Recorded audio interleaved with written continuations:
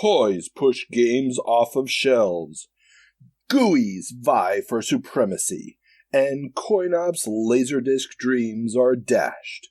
These stories and many, many more on this episode of the Video Game Newsroom Time Machine. I've been waiting a long time for a chance to say this. Stop the presses. Requiescat in pace. Makes him crazy, man. What is a man? It's me, Mario. What a mess. Get over here! Please save me.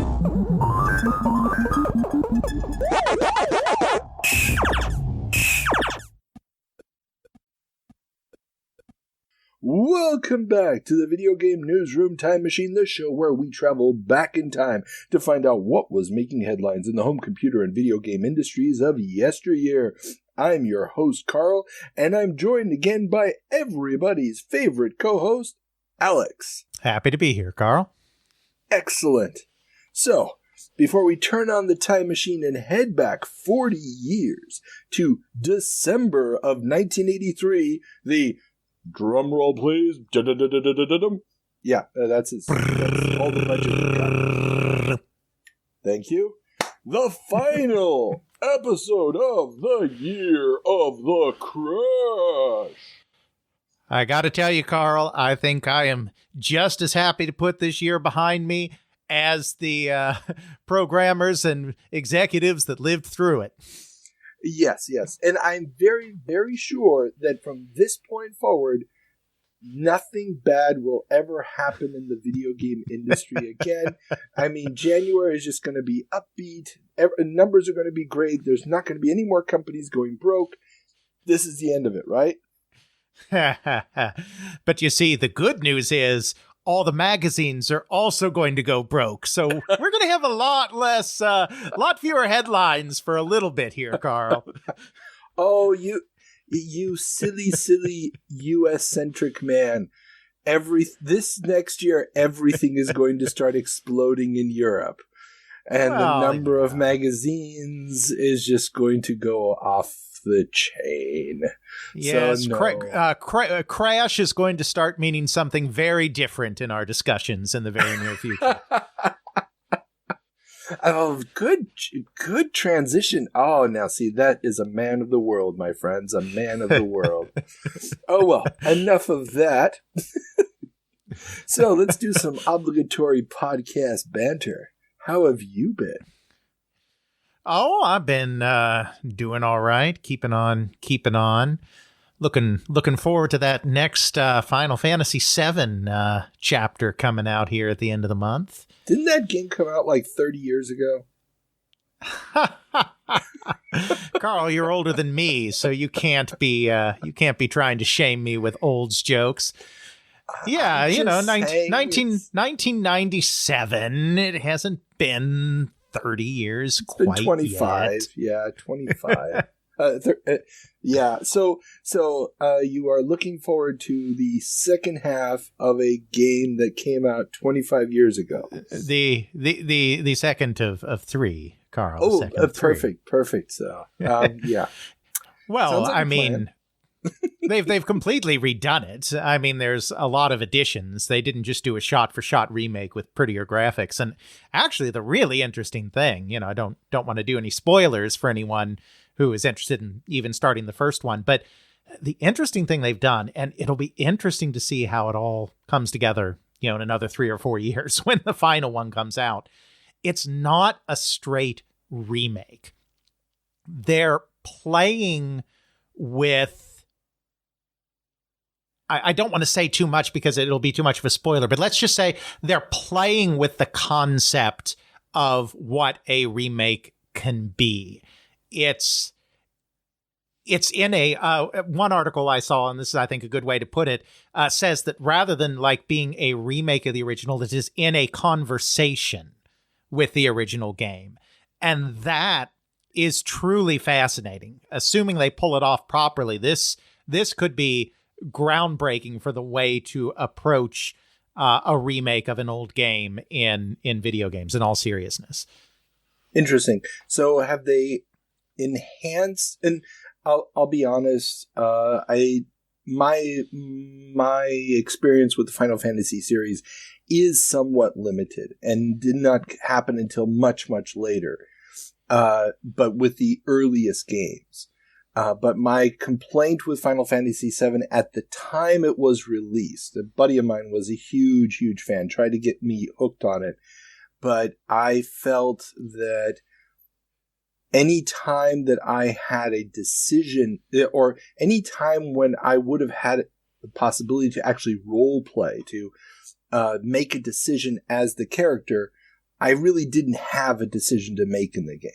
That there was not enough branching or anything like that, which obviously, given the genre, is not an issue, but for me at the time was an issue.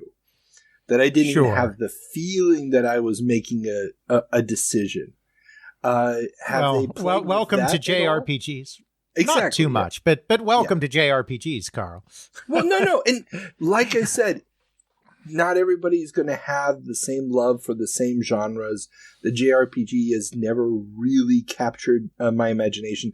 Final Fantasy Tactics Advance, I've played through that at least 3 times. I absolutely love the game. But that's where, the strategy element was complex enough to engage, to grab my attention without having to have interaction in the story.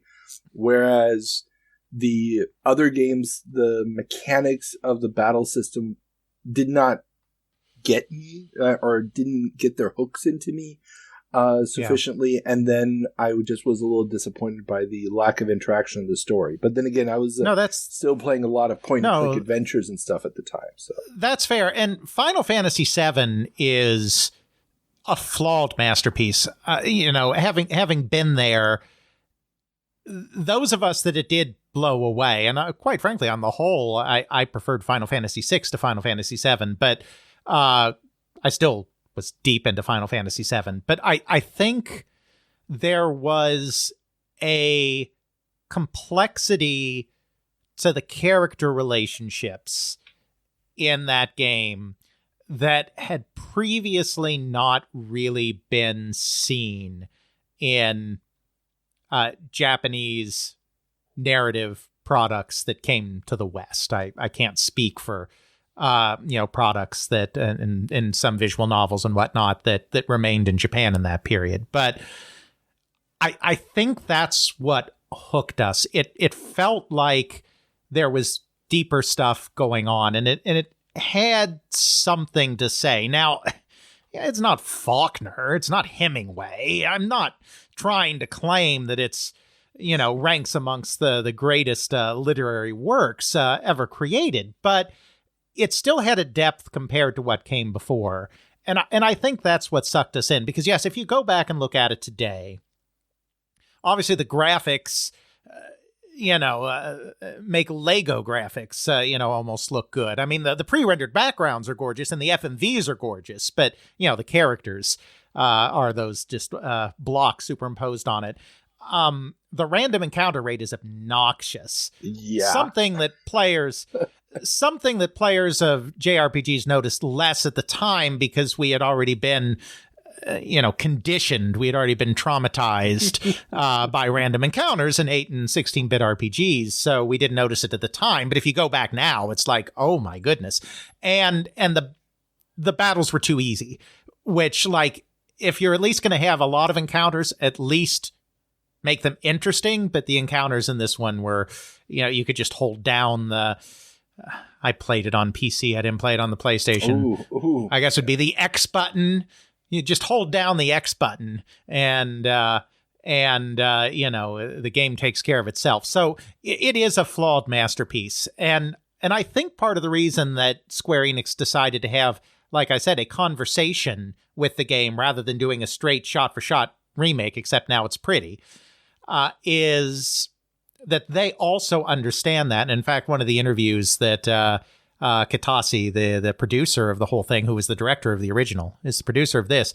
One of the things he said when asked, why are you making changes? Why are you doing it like this? And it's because he said, they didn't want this to just be, oh, that's the game my father played, as a kid. They didn't just want to be fan service. They wanted this to actually stand on its own as its own work of art. And I think they've done that, not only by being, in a way, a quote-unquote director's cut. They're not restoring stuff that they had back then, so that's why I put it in quotes. But not just in the sense of being a director's cut that has additional content that fleshes out characters, fleshes out the world, fleshes out the side story, but also by not just being quite a remake, but having subtle differences and perhaps even being connected to the original game. Again, I don't want to spoil too much, rather than being a remake of the original game. So, that's interesting. At some point, you're going to find an original PlayStation in the game, and you'll be able to play the original version on that, like you could with Maniac Mansion and Day of the Tentacle. I mean, wouldn't surprise me. Wouldn't surprise me. I would consider that absolutely cool. But okay, no, I mean, yeah, it's definitely something I'd like to experience at some point. Again, my experience with the original game back in the day was just that. It was, I didn't get it. I wasn't conditioned on the JRPG thing, and that was not going to be the thing that sucked me in. Now, I went back and and played through Final Fantasy 1 years later in order to be able to say, yeah, I did that experience. I went through the original NES version, or one of the various remakes. I played the GBA remake. Okay. Yeah, because you haven't experienced Final Fantasy if you haven't played it in the original NES, and I don't mean that as an old man yells at cloud thing. I mean that both with Dragon Quest and Final Fantasy games, when they remade them on more modern platforms, they adjusted some of the grind and some of the difficulty curve. Well, that's all I mean. No, I know. And this is the main reason I didn't play the NES version, because I looked that up ahead of time. And the fact that on the NES version, you can just go to a place and discover you haven't grinded enough, as opposed to, what level is the final boss? That depends on what level you are. And I'm like, I can deal with that. That I can accept. Because I was an adult already, and time was a thing that mattered. But when my co-host at They Create Worlds, Jeffrey, first beat Final Fantasy on the NES, of course, he left the game on the ending screen for 24 hours in commemoration of this monumental achievement. And I do not consider that to be going too far. I believe that is most justified. Totally. I respect it to no end. I actually had a tremendous amount of fun playing that game. And then I tried playing Final Fantasy VI, and that whole timed combat thing never got my head around it. I just kept ending up in a position where I'm waiting the clock down so I can make another move. And I'm like, why am I waiting? Why is the game making me wait to take another move? This makes no sense. Just get through the round. And yeah. But six has an opera, Carl. That automatically makes it the best. So does Phantasmagoria too. That's not going Okay. I mean, I have no refutation for that. Okay. Enough of this banter. We have so much show. Oh, okay, God. Let's get this party started. Everybody. So remember, standard disclaimer.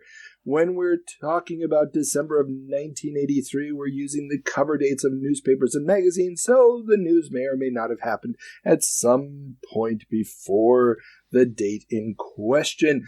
Also, remember, links to all the articles that we're referencing are in the show notes. If you're listening to this on YouTube, and I know YouTube viewership is primarily just the interviews, but in case you are, do go to the Patreon website. All this, and this is a confusion that came up recently, and I think I need to add it to the general comments.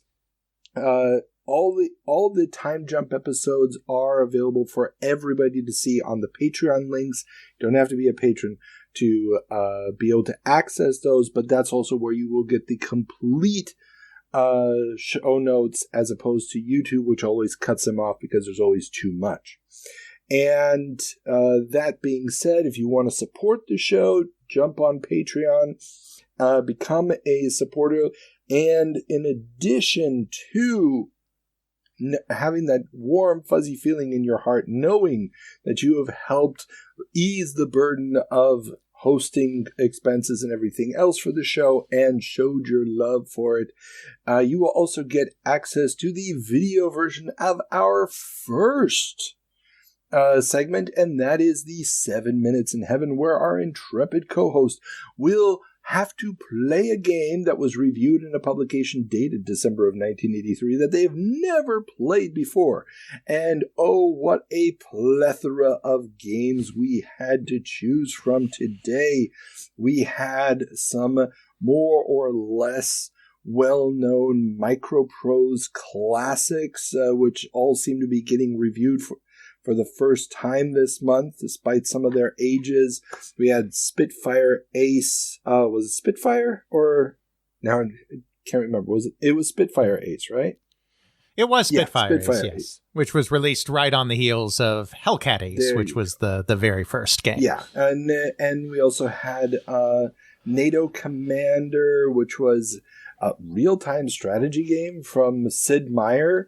In 1983, we had other interesting stuff like Caesar the Cat, Dragon's Keep, a bunch of Laserdisc garbage, Astron Belt Mach 3. We had Crossbow, very interesting, although probably difficult to really capture the feel of. One of my personal favorites, BC's Quest for Tires, but on the ColecoVision.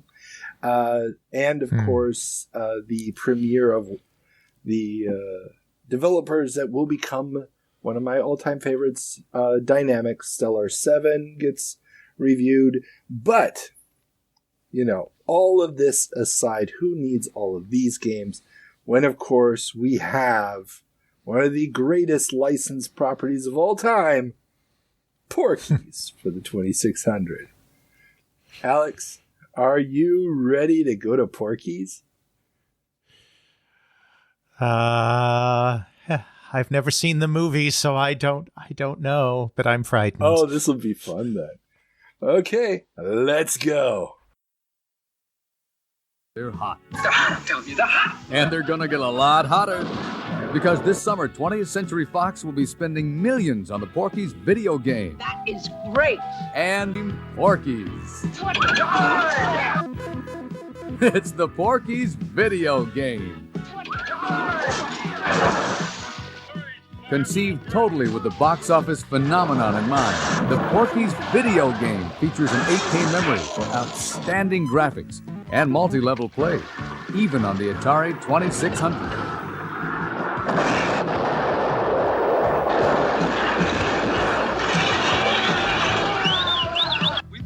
The potential for Porky's video game is nothing less than $1 million. Welcome back, Alex, from your 7 Minutes in Heaven show. For the uninitiated, how would you describe Porky's on the 2600 based on your 7 minutes with the game? Well, you know, Carl, quite honestly, I think it defies explanation a little bit. And I don't just mean that in a bad way. It's a strange dichotomy. First, it has a lot of different types of gameplay going on. It's got a Frogger segment. It's got platforming style segments. May even have other segments that I didn't see. So it's combining a lot of different gameplay types, and it's graphically above and beyond most of the crud that's coming out from the secondary companies. Now, I don't know. Do you know, did Sirius do this one for 20th Century Fox? I believe I asked about this, but no, this wasn't Sirius that did it. Okay. This was not a serious one. Because, well, no, of course it's not serious. It's Porky's, for God's sake. But don't. Yeah, I went there. But so graphically, it has some really impressive things going on, and animation-wise, it has some very impressive things going on. But it also has some rather janky collision detection with background objects, and just like E.T., they were under this mistaken impression that there's nothing more fun than repeatedly falling into holes and having to get back out of them again. So, it has its good elements. It has more good elements than I was expecting. But it also has its really jank elements. And then there's the other kind of coloring of it, which is that I have not actually seen Porky's. I haven't seen many of those late 70s, early 80s kind of rude and crude teen / college comedies that kind of became all the rage after Animal House. I've seen a few of them, including Animal House itself, the originator, but I've never seen Porky's, and I'm sure that also left me a little more lost than I would otherwise be. Yeah, definitely. And this is one where I'm probably in a minority in that Porky's, I consider Porky's to be one of the better attempts at adapting a movie to a game of this era. I mean, we've seen a few of those games already here in the 7 Minutes in Heaven. I mean, we did, what was that? Something Force or whatever it was. Yeah, Star Force, was it? Yeah.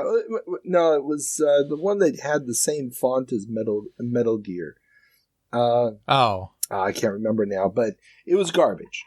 It was just basically a Defender clone based off of one scene in the movie at the very end of the movie where a motorcycle turns into an airplane or something. And this is the type of game that's being produced at this time. You know, you take one scene and then exploit it into an entire game, mimicking some popular arcade theme, or you turn it into an adventure game like Sierra did with the Dark Crystal, but doesn't really capture the movie. And this one was really an attempt to show, different scenes in the movie, not really well connected. Obviously, it's still very, very primitive, and you're still taking a linear media form and trying to turn it into something interactive. This is why you keep falling back to a scene which is actually towards the end of the movie, and then you have to go back to a scene at the beginning of the movie, and then you go back to a scene at the end of the movie, blah, blah, blah, blah, blah. But still, at least you could recognize the scenes if you've seen the movie. And now, I have not seen the movie probably in 20 years, but I have seen Porky's 1, 2, and 3. 1 at least 3 or 4 times, and 3 at least once or twice. I really like my raunchy comedies. What can I say? I'm just that kind of a classy guy. That's the word I was looking for. I was saying rude and crude before, but yeah, raunchy. That's what these are. These are the raunchy comedies. There were a lot of them after Animal House. But Porky's, especially Porky's 1, has this, or the Porky's movies all have some element, a very strong element, I should say, of social commentary. The first one deals with racism in a very, very big way. The second one deals with censorship in a very, very big way. So this is why it really is an issue of the movies are much maligned because of the raunchiness. And I think that they probably hold up much better than most people think. Very much like the first Police Academy movie is really about social structures and very conservative and right-wing police attitudes being confronted, and if you look at the plot of the first one, it really is that. So I think that Porky's deserves a higher position in society, and I think that this game was really an attempt to try to get as close as you could. If you look at the credits on the game, these guys have no other game credits. It's like they were approaching it not really as professional game makers, but just as how do we adapt this into a game, and doing some impressive, if janky, stuff. No, I would agree. I would agree totally that it's a remarkable attempt at an adaptation. And when we look back at this period, we look at the names of the games sometimes so much more than we look at the games themselves. Like, because what I've always thought, because I've read about it in magazines and whatnot, it's like Porky's, this is just another example of the ridiculous, we have a movie, let's just turn it into a game, ha ha ha. And, I mean, there is some of that going on, but I was impressed that it was trying to capture scenes and moments and trying to provide a variety of different types of gameplay. I mean, if somebody put a gun to my head and said that for the rest of your life you have to play Porky's or E.T., I would choose Porky's out of those two games. I would, because I am respectful of what is being attempted here. And if the gameplay wasn't so finicky, I might even be able to recommend it, because I do appreciate the effort. And like I said, the animation and the graphics are actually fairly impressive, surprisingly so. Yeah. It's just let down by some fiddliness, in my opinion, in the game mechanics.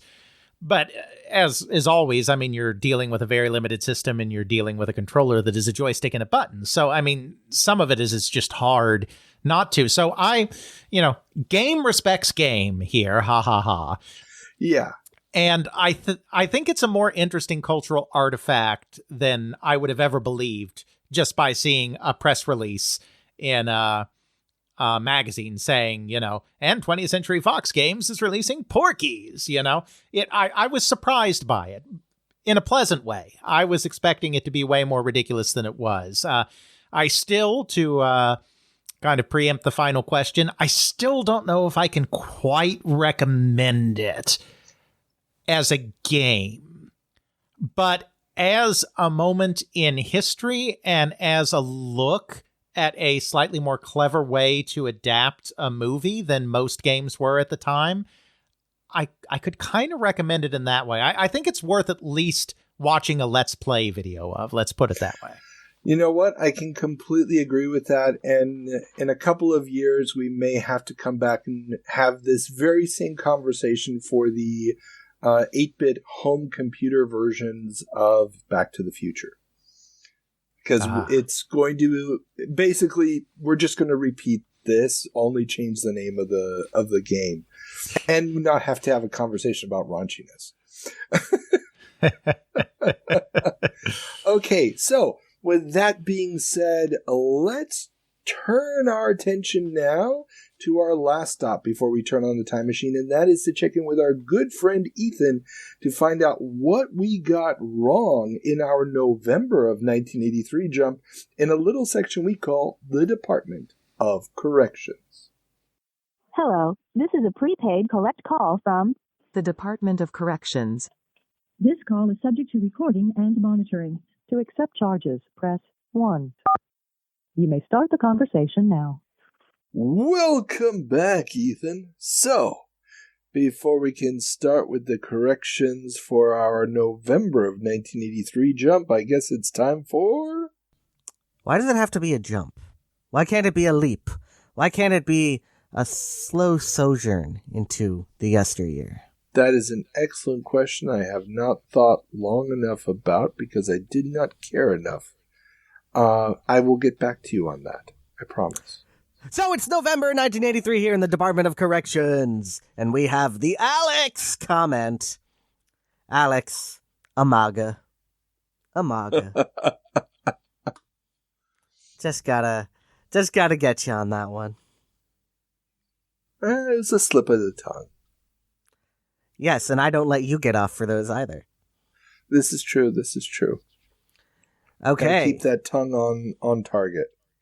We've got bureaucratic business here, Carl. So okay. I hope you've brought your pens, pocket protectors, and any other accoutrement that may be necessary to take in all of your errors. Ready. Let's do it. Okay. Dragon's Lair. It was created by Advanced Microcomputer Systems, not Rick Dyer Industries. Rick Dyer Industries was a separate company where a lot of people from AMS went to, but is not the same thing. Okay, so does Rick Dyer Industries get founded afterwards, or Yes. is it... Okay. So AMS is the one that actually makes the game, sells the production or publishing rights to... who has the publishing rights again? It's not Equity. Well, I mean, you're thinking Cinematronics, but that's not quite how it worked, because there was that Starcom company, we talked about this in the last 1983 jump, that controlled the rights. So I guess you could say AMS gave the rights of the game to Starcom. Gotcha. And as such, RDI did not have any controlling rights to the Dragon's Lair property, which is why they couldn't use it. But Rick Dyer Industries was basically, once Dragon's Lair took off, AMS got a whole bunch of money, and that's Rick Dyer's money, so he was like, I'm finally going to do the thing I always wanted to do. Which wound up being the thing that became the Halcyon. It's... there's more information in the book a little bit about this. Though I had to cut the whole part out about RDI. That will probably be a separate article at some point. Gotcha. And if you want to know more about this, check out my special retrospective on the Computer Chronicles TV show with SM Oliva. We talk quite extensively about the Halcyon and its infamous appearance on that show. He loves that little thing. Whenever I bring up the Halcyon, he has to bring that up. I mean, it's apparently, and if you listen to the show, you'll find out in Kildall's unpublished memoirs, that was his one regret about the TV show, that he did not hammer RDI on the whole claim that it was artificial intelligence. So... I mean, it is artificial intelligence in the fact that it is voice recognition, which is why when people talk about AI nowadays, it's like, yes, we've already had it in different ways. Moving on.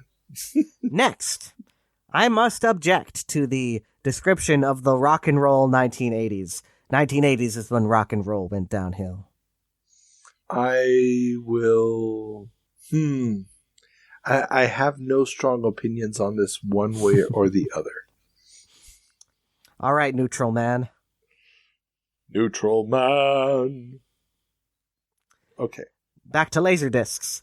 For Star Rider, the Williams Laserdisc game, there's no physical warping effect on the cabinet. I don't know exactly what you saw or particularly meant, but I have played a Star Rider, and there's nothing that actually distorts the image from inside the thing. You sit on a kind of motorcycle thing, and you're kind of playing into the screen, but there's no mirrors or bending at the edges of the screen. No, nothing like that. I saw. If you go to YouTube, you can see somebody has just dumped the video that was on the Laserdisc. And I've also seen a video of somebody playing it, and when they played it, it looked like if they didn't turn fast enough, it seemed like they were getting close to the edges. But if you watch the video that is just the straight imagery from the disc, it's always a straight middle path. Or at least that's what it seemed like to me. So I'm guessing that maybe the video was a little bit wider than the screen, and that it was just shifting the screen back and forth, and not a warping effect, but it would just show you the left side or the right side of the screen depending on which corner you weren't making on time. It maybe I'm just misinterpreting the bad footage that I saw online. It might be possible that it has kind of a zoom in and pan thing. Just like a pan effect. If they pan the image to one side or the other, it gives the illusion that you're getting close to the edge. since Close to the edge, bike down is by in the the center. river. Yeah, there you go. There. Get some 70s rock in here. But Star Rider is actually not a terribly bad game. It's extremely difficult, but it was actually one of the more successful Laserdisc games. I think you were saying, no, yeah, I don't think it did much, but it actually did pretty well. Yeah, I knew nothing about it. I'd never even heard of it before I ran across this. And the fact that the cabinet reminded me so much of Stun Runner. And obviously the theming was also very similar. I just, that just caught my eye. The big three of Laserdisc to take away, though they all had their own problems in their own ways, are Dragon's Lair, Star Rider, and Mach 3. Okay. You're not putting Space Ace on that list? No, because Space Ace did not sell nearly as much as any of those. Oh, really? Okay. Yeah. The craze was over. Nobody wanted it anymore. Gotcha. Makes sense. Also, speaking of Mach 3, as Alex pointed out when Gottlieb renamed themselves, they renamed themselves Milestar, and if you spell Milestar backwards, it is Rat Slime. A funny or Rat Slim, thing, depending on how you want to pronounce it. Yeah. Funny thing about that is Jeff Lee, who we worked with recently for our Qbert exhibition at Chicago Game Space, he's kind of company where he deals with retro stuff. He calls it Rat Slime Productions. I can tell that there may or may not be some animosity towards that name lingering 40 years later. So, what's the next mistake? Something... Well, I don't have the full information for now. I will defer this to the future. Alex put out the question of how long did the AOE show run? And I did not have time to look that up. So it will be deferred to a future Department of Corrections. Okay, and it's mainly going to be a question of asking, when did it start? Because, well, spoiler alert, we may be finding out today on the show when it ended. So. Maybe not. I know that there were troubles, but it did stay around for a little while. Oh, really? Yeah. Okay. Because, yeah, that's, we're recording this. I believe it stayed around until the 90s, at least. Oh, really? Yeah, and I believe it started in 81, so I think it may have gotten to the 10-year mark, but I will get back to you on this. I promise. Very good. And then I shall leave that open as a mystery in this month's episode. A Milestar mystery. That's the end of the Department of Corrections for November 1983. I'll see you next time in December 1983. Ethan, as always, thank you for your service. Bye. Oh, young Master Ethan. Young Master Ethan. I only have a few short words for you after that one. It's the next phase, new wave, dance craze. Anyways, it's still rock and roll to me. Oh, beautiful. Enough said. Beautiful. Chef's kiss. Okay.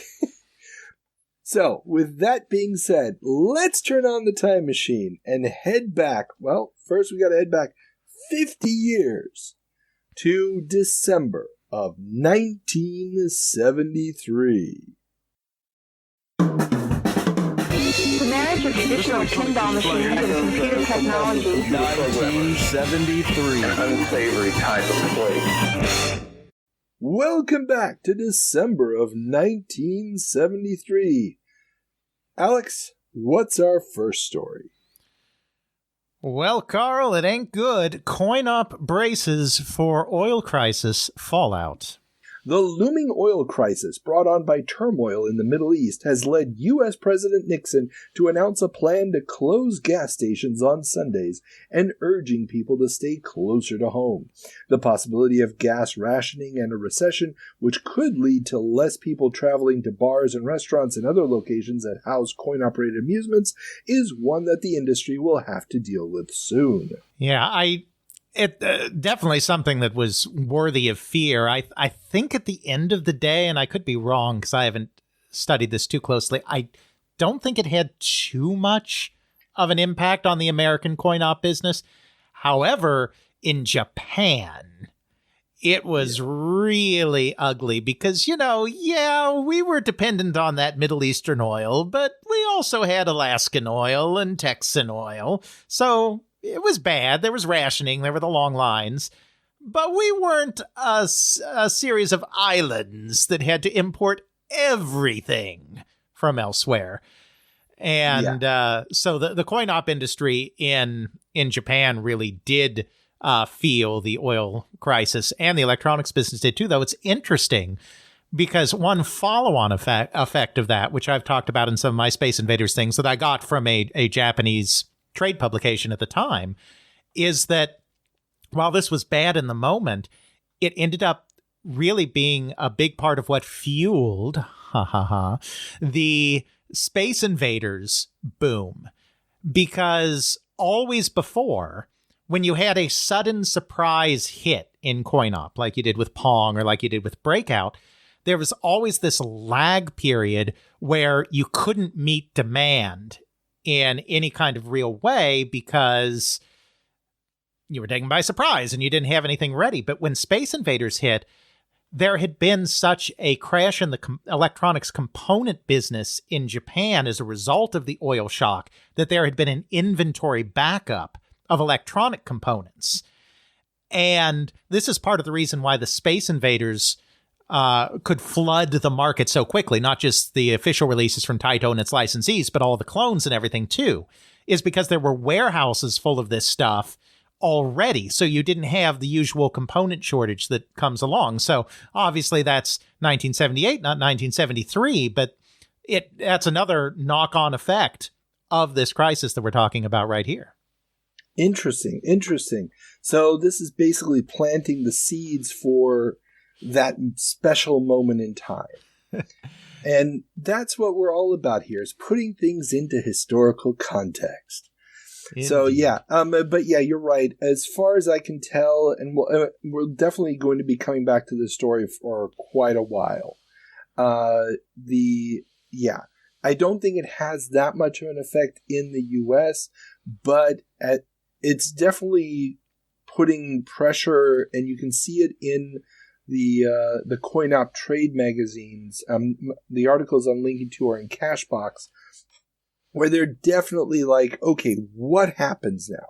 Yeah. What really is going to happen? Because as coin people love to say, they're really in the furniture moving business because you constantly have to move equipment around and so on and so forth. Yeah. So all of that is an additional expense if you got to put it up on a truck and move it. And those kind of expenses, especially if gas becomes rationed, becomes very expensive, is going to be hitting their bottom line. Yeah, and I think part of the reason why it didn't affect is, there are a few different kinds of coin-op locations. There are the arcades, there are some of the boardwalk and vacation sites, but a lot of the business at this time is really a street location business. So it's your local bar, it's your local convenience store or corner store that is housing a lot of this equipment. So even if you're cutting back on your travel because you can't or don't want to pay for the gas, you're still walking down to your local bar.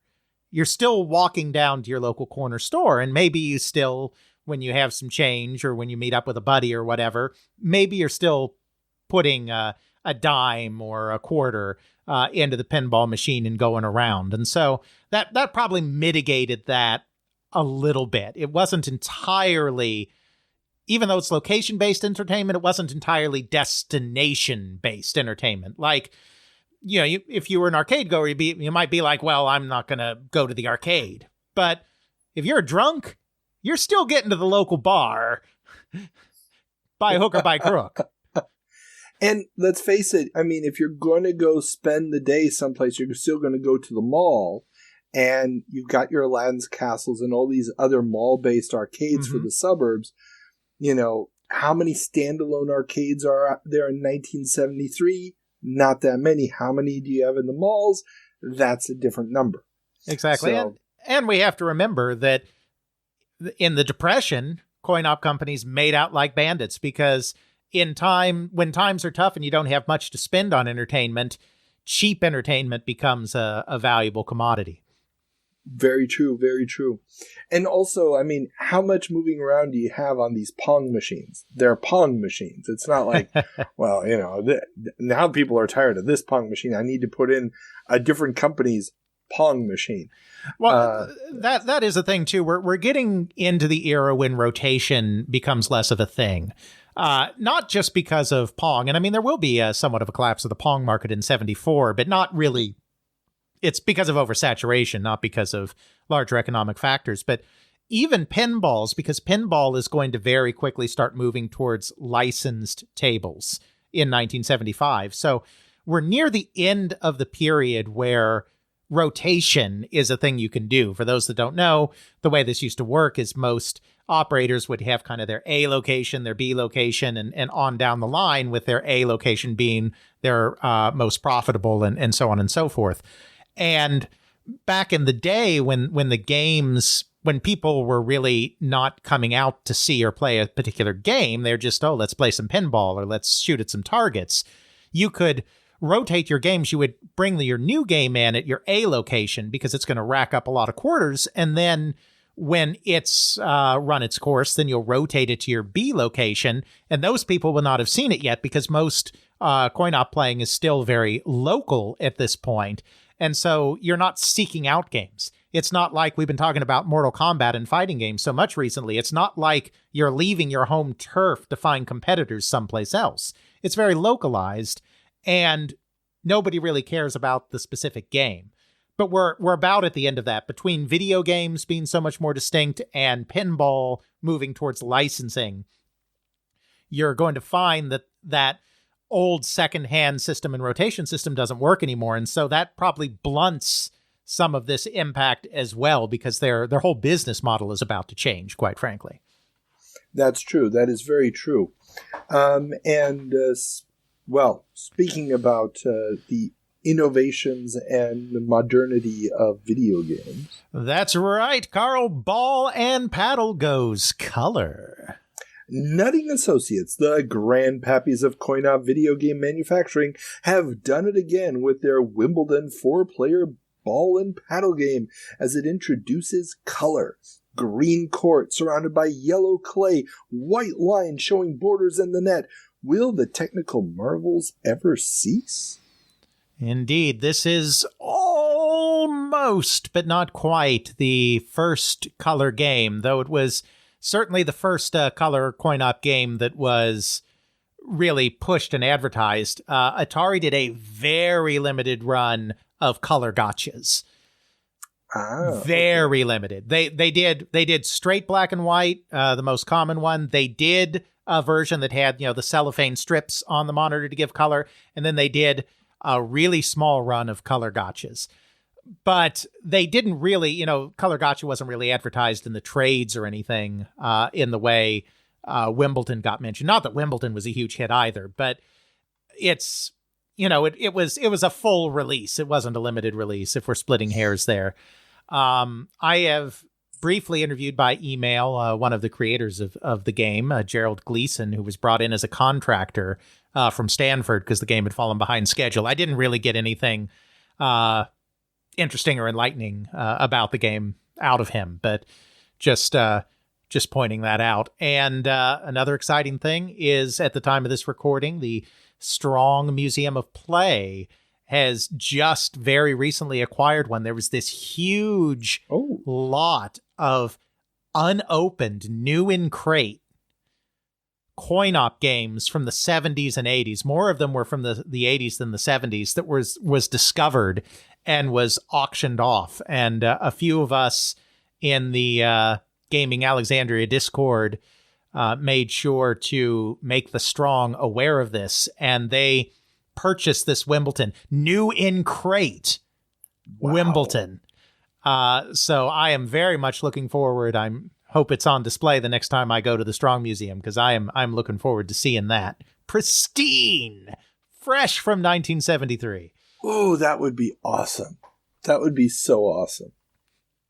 Yeah, no, yeah, that's definitely something I would enjoy playing, just for shits and giggles. But yeah, I found some pictures of this online, and yeah, I mean, it's color. It's full color. It's still Pong. It's 4-player Pong, but it's in color. Yeah, it's a little too late, and Nutting will enter bankruptcy not long after this. They managed to get out of bankruptcy before they completely collapsed, but that's another story. But yeah, I think they were trying to figure out a way to distinguish themselves. And, you had the 2 players, then you had the 4 players, and, what can we do now? Well, yeah, let's put some color in it. Yeah, I mean, it's a necessary technical advancement, but, yeah, you need some gameplay advancement as well. And absolutely. Speaking of gameplay advancement... Yes, Kee Games teams up with Atari. Cashbox Magazine reports that Joe Keenan, head of Kee Games, has licensed the technology for their latest game, Elimination, to Nolan Bushnell's Atari, as Kee Games can't ramp up production fast enough to meet demand. Atari will be releasing the game as Quadrapong. Yes, so this is one of these fascinating stories that we'll see a couple of in this period. Of course, we know now that Kee Games is, even at this time, a secret subsidiary of Atari. It was founded as a subsidiary of Atari. It might not have on paper officially been a subsidiary, but Atari had the vast majority of the ownership stake. So it was a de facto subsidiary, even if it wasn't a de jure subsidiary. And, Nolan Bushnell is often a tale-teller about the early days of Atari. And so it can be, so when he and others would tell tales about how, yeah, we had this company that was a secret and we did all this elaborate cloak and dagger stuff to keep it a secret from everybody, there can be an instinct to be like, okay, Nolan, sure, Nolan. But here's the proof. Because this story was a plant to explain why a game that came out from Kee was then coming out from Atari. Because this is all nonsense. I mean, they probably did technically execute a licensing agreement, because you can certainly license something from your own subsidiary. But it's all smoke and mirrors, cloak and dagger. It's all a hoax. Well, the interesting thing here, and this was very weird, so Cashbox is a weekly publication. Yes. A week or two before this article, there was already a 1-page ad for Quadrapong in Cashbox. And then this story breaks. I haven't seen an ad yet for Elimination, but I've seen an ad for Quadrapong. So, if that's really what they're doing, they're not being very subtle about it. I mean, anybody at the time, you're probably not noticing it because nobody really cares that much at the time. But yeah, it's very clear that they're trying. It's also, well, I mean, there are some people that do care. I mean, there is a reason for this, and that is the distributor exclusivity. They're trying to convince distributors that they're a separate company to break through exclusivity. So there's probably a small amount of caring. Now, I'm sure a lot of them were, still dealing with them with a nod and a wink. I mean, I doubt everybody was. Well, Nolan Bushnell claims that they had most of the industry fooled, but that Joe Robbins of Empire Distributing had them figured out. But he said basically everyone else. But I think they must have been successful a little bit in fooling, because, I mean, Cashbox is going to keep printing the articles. Because and they get, the lies get more elaborate than this, because then they, there's going to be a later article that we'll probably cover at some point where Atari announces that they have taken a financial stake in Kee Games in lieu of suing the company for stealing its trade secrets. So, I mean, they get into some more elaborate lies than just a licensing agreement, because sure, it can technically not be a lie that they entered a licensing agreement, because like I said, companies enter into licensing agreements with their subsidiaries or have two subsidiaries they own do a licensing deal with each other all the time. So that's not even necessarily a lie. But saying that they took a stake in the company so they didn't have to sue them, that is just a bald-faced lie. And Cashbox printed it. I'm sure Cashbox mostly just printed what the companies gave them and weren't really trying to vet, because it's a weekly that they're just trying to get out. But if Cashbox knew that relationship was false, journalistic integrity says you don't print that story. So they must have, at least at that time, believed it was true. Yeah, definitely. I mean, I really do think that if they do, and they're either believing it or they're more than willing to go along with it. Right. Because let's face it, this is Coinop business. Everybody is basically doing some sort of shenanigan. It's what the Coinop business does. Yeah, I mean, that's true. They're all hucksters. What I didn't include this month, and because it wasn't really newsworthy, but it was absolutely amazing to read, going back to the 1943 issues, the December 43 issues, there's this long report on the first trade association since trade association meeting since Pearl Harbor.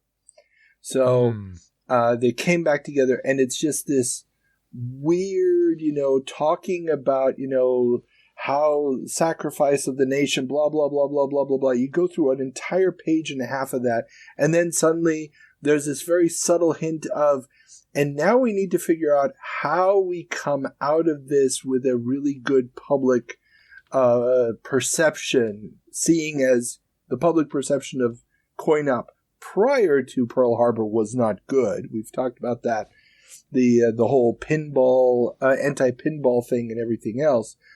And, how to position ourselves and donating machines, to injured soldiers and stuff. Reading it is absolutely, the guy who's writing it just has this very specific 1940s gift for gab. And I almost hear the old radio voice as he's trying to twist and turn things. So, yeah, it's Coinop. Coinop's got a reputation for a reason, and it's just fun. But, oh well. Okay. Is that it for 1973? That's it. Well then, let's turn on... Carl, it's time to go back to the future. Yes! So let's turn on the time machine and head forward to December of 1983. Business has dropped in half over the past 1983. Types of games and businesses like sex. At its peak. Welcome to December of 1983. So, Alex, what's our first story? Well, Carl, Mansfield kicks games out. Last month's refusal by the U.S. Supreme Court to hear an appeal concerning the banning of coin-operated video games from the town of Mansfield, Pennsylvania, has finally led to the banning of the machines. The complete ban was a surprise to the town council a year and a half earlier, which had planned on proposing an ordinance it drafted limiting the number of machines, but riled up by a former state narcotics officer, the citizens present at the town meeting rejected the proposed ordinance and instead voted on a total ban. The town of 20,000 was sent into this extreme measure by a vote of 191 to 19. Now the games are gone. Yeah. The pinheads have spoken. Exactly. It's so weird. I thought I understood the story of the Mansfield thing, like, okay, town ordinance, blah, blah, blah. And the New York Times has this really great breakdown of it, of what actually happened at that meeting. And it's quite literally just really, really poorly written rules on how ordinance get passed in the town of Mansfield. It's like the mob at the hearing has spoken, and there's no recourse. It's like the town representatives have nothing to say if the crazies who show up decide that this is what's going to happen. Yes, and judging by the vote, the people that were there was about 1% of the population. Yeah, it's absolutely insane that this worked out. It's clear that the attorney for the city wanted nothing to do with this. It's clear that nobody except for this former narcotics officer was convinced that arcades and any place where there's arcade games is, they're selling the crack to the kids, or no, at this point, the dope. They'll just call it the dope. It really is a fascinating read, and I was just like, oh, great. I wasn't even going to talk about Mansfield this month because we already talked about it last month. It went through. Supreme Court didn't hear the case. Done.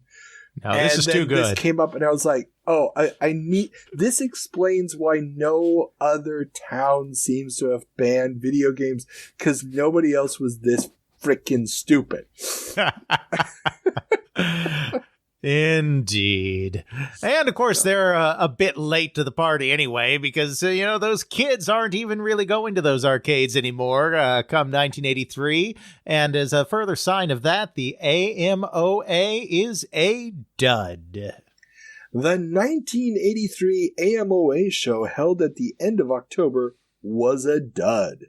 Many operators had hoped that the show would be awash in amazing new Laserdisc games that would give them an insurmountable edge over home consoles and computers and lure gamers back into convenience stores and arcades.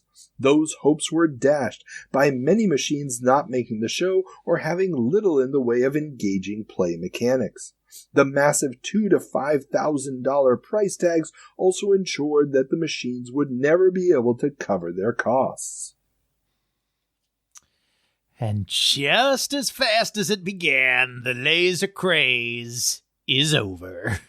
Yeah, it's Dragon's Lair, and we're done. That was fun, wasn't it?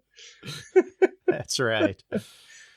Now, interesting thing here to note is, and obviously it doesn't get nearly as much ink as the Laserdisc thing in the trades, is that traditional video games, especially those available as conversion kits, and we've been talking about conversion kits for a couple of years now, still manage to excite crowds, with Elevator Action and Spy Hunter being two standouts.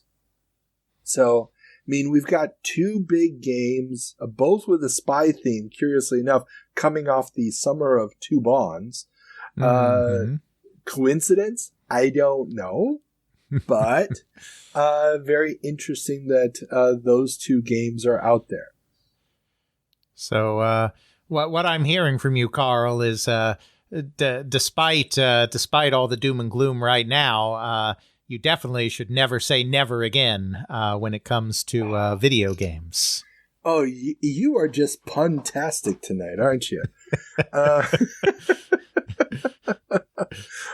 Yes, one should never say never again, or a first time, when dealing with the popularity of video games, because the kids they want to play.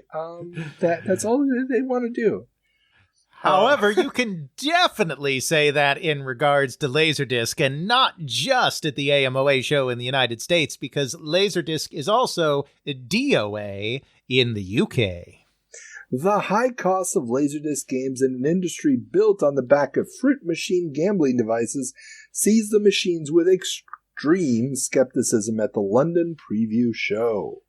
Yeah, this was never going to be an option. And we have to remember that the UK industry also, it crashed much sooner. The video games specifically I'm talking about, of course, not Coinop in general, crashed much earlier than in the United States. They had the Space Invaders craze, which continued on into about 1981, and that was it. They didn't have the Pac-Man craze. They didn't have the Donkey Kong craze. Not that some people didn't play those games there, of course, but it was a trade that was so much more built on those fruit machines, because you could have an intermingling of low stakes gambling machines and amusements, particularly at the in the summer resort towns along the coast. Well, not just that. I mean, it's every bar, every restaurant, every greasy spoon, every, chip shop has one of them. So, right. And you don't have to rotate them. They're not, this one is old fashioned. It's gambling is gambling is gambling. You don't need the latest tech for a gambling machine. Well, and in the bars, it's, or in the pubs, I should say, it's very hard to even break in, because I think what most Americans wouldn't realize is those pubs in Britain are not independently owned and operated establishments. They are all owned by the brewers. So it's not like you could go door to door in your neighborhood with a new game as an operator and be like, can I interest you in this, can I interest you in that? It's like, no, because they are all owned by the breweries. And, it's a situation very similar to what was in the United States prior to the Prohibition. I mean, right. It's, the phrase "no free lunch" comes from the brewers offering free lunches plus very, very salty peanuts to anybody who came in, because you got to pay for the beer. So, now, it's not saying that they didn't exist. Friend of the show, Kevin Hayes, told us about how Atari was manufacturing Dragon's Lairs, but even he said, it didn't last very long. Yeah. They were too expensive, too finicky, and, it was Dragon's Lair, and that was it for them. That's right. But don't worry, kids. Just because it was too expensive and finicky for the arcades doesn't mean that it couldn't work in other venues that are certainly much more suited to it, as Laserdisc games coming home. Just not anytime soon. Coinop Trade Mag Playmeter reports that several big-name companies are trying to bring Laserdisc games to the home, but the high price and sturdiness, especially for action titles, is lacking. Coleco's promised unit is deemed to be a, quote, smokescreen to hide the weaknesses of the Atom computer, while RCA and Philips both have players on the market. RCA even claims that their SJT400 unit, quote, plays day at the races, and Mystery Disc and Disney and Paramount are working on games for it. End quote. Oh, no, sorry, not end quote yet, but it was not developed for arcade games. End quote. Mm-hmm. So, yeah, everything that we know doesn't work in the arcades. Basically, having to jump to a different track on the Laserdisc every half a second or 2 seconds, probably not going to be an option. No, I don't think so. But at least as this Laserdisc thing is failing and taking the last hopes of the arcade industry down with them for the time being, there are people out there that are looking for that way forward. And in that vein, we have Sente debuts the Sente computer system.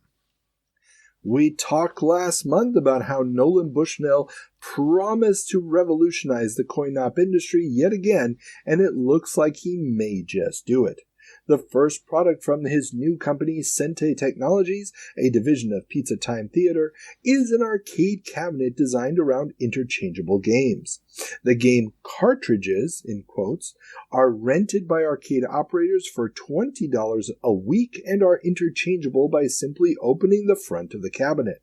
Sente claims to have 9,000 orders for the machines in 35 exclusive U.S. territories and expects to sell 24,000 machines in 1984. Snake Pit is their first game. I mean, this was a good idea on the whole, and I mean, it's very similar in a lot of ways to what Neo Geo does just a few short years later and has a lot of success with, but there are a couple of problems here. 3 real problems. First of all, most of the games just don't end up being that compelling. And if you're going to make this work, you have to have games that people want. Second of all, Pizza Time Theater is about to realize there's a crash going on too. And that is going to really hamstring Sente's available to do anything. But the other problem is this is a good solution once the market is healthy again.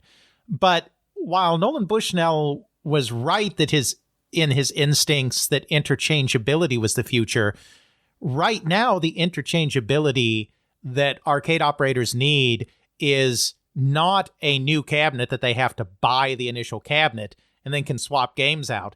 They're asking, what the heck do I do with all these Pac-Man, Donkey Kong, Defender cabinets that I already have in my arcade or business establishment and can't get rid of? And so they want replacement kits where you don't need to buy the system first. Just give me a new board for my existing cabinet. Well, and this is where it gets even more interesting, because have you ever seen a Sente cabinet? I have not in person, no. Neither have I. But I pulled up a video of somebody looking at one and using one. They're wider than a regular cabinet. You can't even get these things through a normal door. Oh, wow. Oh, yeah. That's fascinating. I didn't know that. Yeah, they basically designed it to work in a Pizza Time Theater, in a place that has a loading dock where you're not going to have to get it through the door. If you try to put it into a convenience store, it's not even going to make it through the door. And it's also apparently heavy as hell. They were going for durability, for long-lasting durability. There's a ton of metal on this thing, and it weighs a ton. Yeah. So I'll put a link to that video in the show notes. Just when he's breaking it down, it's like, oh my God, that's a huge problem. And then on top of all of that,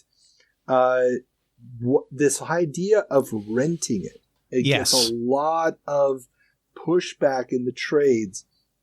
So the December 18th issue of Games People cites Sente spokespeople as claiming that firm deals were signed with distributors from around the country for the new system and its revolutionary leasing-based business model, but Games People could not find a single distributor that would claim to have signed such an agreement, with many telling them that they found the technology interesting, but the contracts were too restrictive and too advantageous for Sente, especially given the current business climate. Yeah, because, I mean, you're trapped. I mean, interchangeability is great, but in this, you're locked into that system.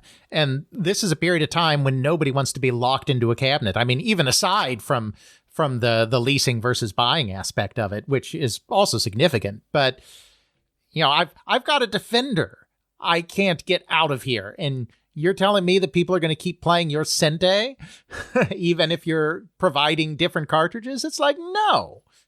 Exactly. I know. Plus, it's like, I know what cartridges are. Cartridges are those things that are in the $1 discount bins at the toy store. There's probably, I don't know this part's speculation, but cartridge is probably a bit of a dirty word at this point, even though you and I know these are different things, but Coinop people, it's like cartridges aren't those things that are available for $1 in the bargain bin at Odd Lots. I mean, you know. Well, and also considering how fast the technology is moving, the idea of a standardized system is going to be scaring people. It's like we just had Laserdisc graphics. I mean, if you look at something like Spy Hunter, it's already a different level than your Pac-Mans and your Burger Times. And, you know, you need to be able to change out the CPU, change out the memory and all this other stuff. The cartridge thing is just going to be way too limiting very, very quickly. Exactly. So, and it also doesn't help that the first machines are going to go into Chuck E. Cheese's everywhere, and then everybody else gets it months later. So, yes. You know, do you really want to, if you're an arcade operator, do you want to be competing with Chuck E. Cheese? Probably not. That's true. And actually, I wonder how many, that's an excellent point, which is true. I wonder how many Chuck E. Cheeses there were around the country at that point, and how many of those 9,000 orders were from Chuck E. Cheese's. Yeah, all of them, because, and we talked about this, I think, last month or the month before, that everything, the first batch of machines were going to go exclusively to Chuck E. Cheese. Right. So, everybody else gets it afterwards. Yes, so that's why they couldn't find a single distributor, because those 9,000 orders were entirely incestuous. Nolan. Yeah, it was a good idea, but, this is when you can say Mr. Rosen did it first, but we'll get to that later. Absolutely. Right now, we need to go back to the trade show scene where the Battle of the Cons is over. The organizers of the AOE show, which had been the sole major spring Coinop industry show, have dropped the lawsuit we reported on last month against the associations representing distributors and manufacturers of coin-operated games for antitrust violations over their organization of a competing convention, the ASI show, in the same city just a week later. No reason for the withdrawal was made, but it came after the defendants filed their responses and before the judge could hold a formal hearing. The new ASI show will go forward.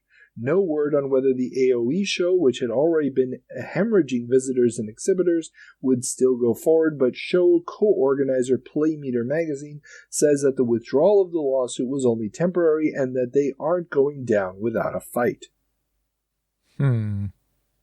And the reason I wanted to cover this again was I did not know that the AOE show was organized by Playmeter. Oh, yes. Yeah. And because that wasn't in the stories about it last month. But that does get covered this month. So at this point in time, for those not in the know, there's two major publications for the Coinop video game side of things. You got Replay and Playmeter. Both of them, one of them is monthly. The other one is bi-weekly. Then you've got Games People, which is a relatively new publication that's weekly. And then you have Cashbox, which has been around for forever, which is also weekly. But Cashbox is mainly a music magazine with a couple pages dedicated to Coinop games and vending machines. Yeah, and it's cut down its content even from what it was just a few years ago at this point. But there's also one more. Do not forget the monthly The Vending Times. Oh, that's true. Yeah. I usually skip the Vending Times just because it spends so much time with vending machines. But yes, you're right. So there's quite a few of these publications, but Playmeter is one of the big ones. Mm-hmm. And the fact that the magazine was organizing the convention puts the idea of the manufacturers and the distributors wanting to have their own convention where they can control the messaging, as opposed to a magazine that sells primarily to operators organizing it. Mm-hmm. Makes sense now. That's a perspective I didn't have last month when we talked about this.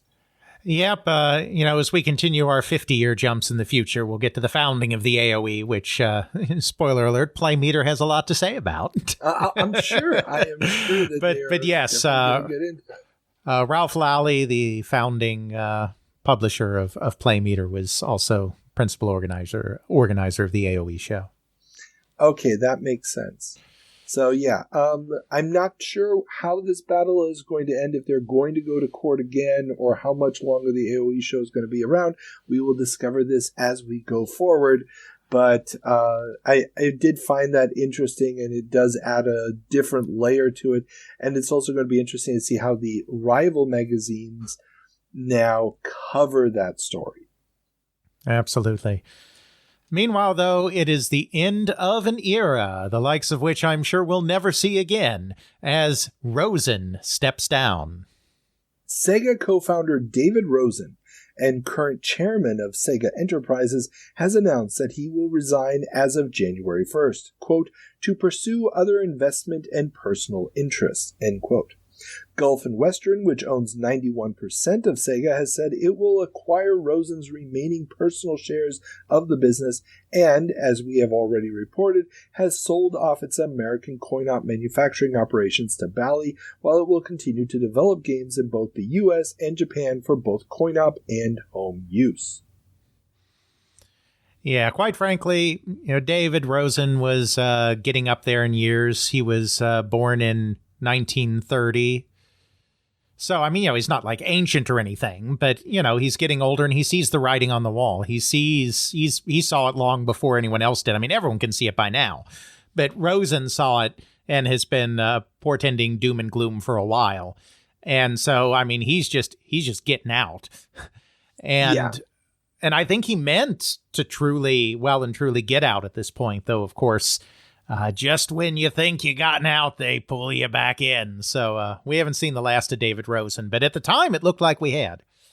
Yeah, definitely. And we've talked about Rosen. He was the pioneer of we need to move to conversion kits. We need to move to interchangeability and cheaper options for bringing new tech into the arcades. And even before that, he was the one that said we need to move to quarter play. He's always been kind of ahead of the curve. And this is him being ahead of the curve again in realizing that this is a great time to get a buy out of my stock and get out of here so I'm not tainted by the collapse of all of this. Yeah. You got to give it to him. Absolutely. So, but, a guy who got his start in the business in Japan. Yes, indeed. And meanwhile, at future arch rival Nintendo, profits drop. Nintendo announced a drop in profits and net sales for the fiscal year ended in August. Net profits dropped by 2.3%, despite overall sales increasing by 2.4%.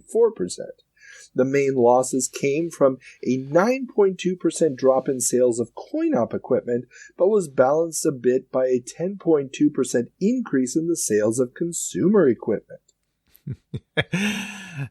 Spoiler alert, I think next year there'll perhaps be a slightly larger percentage increase in the sale of consumer equipment.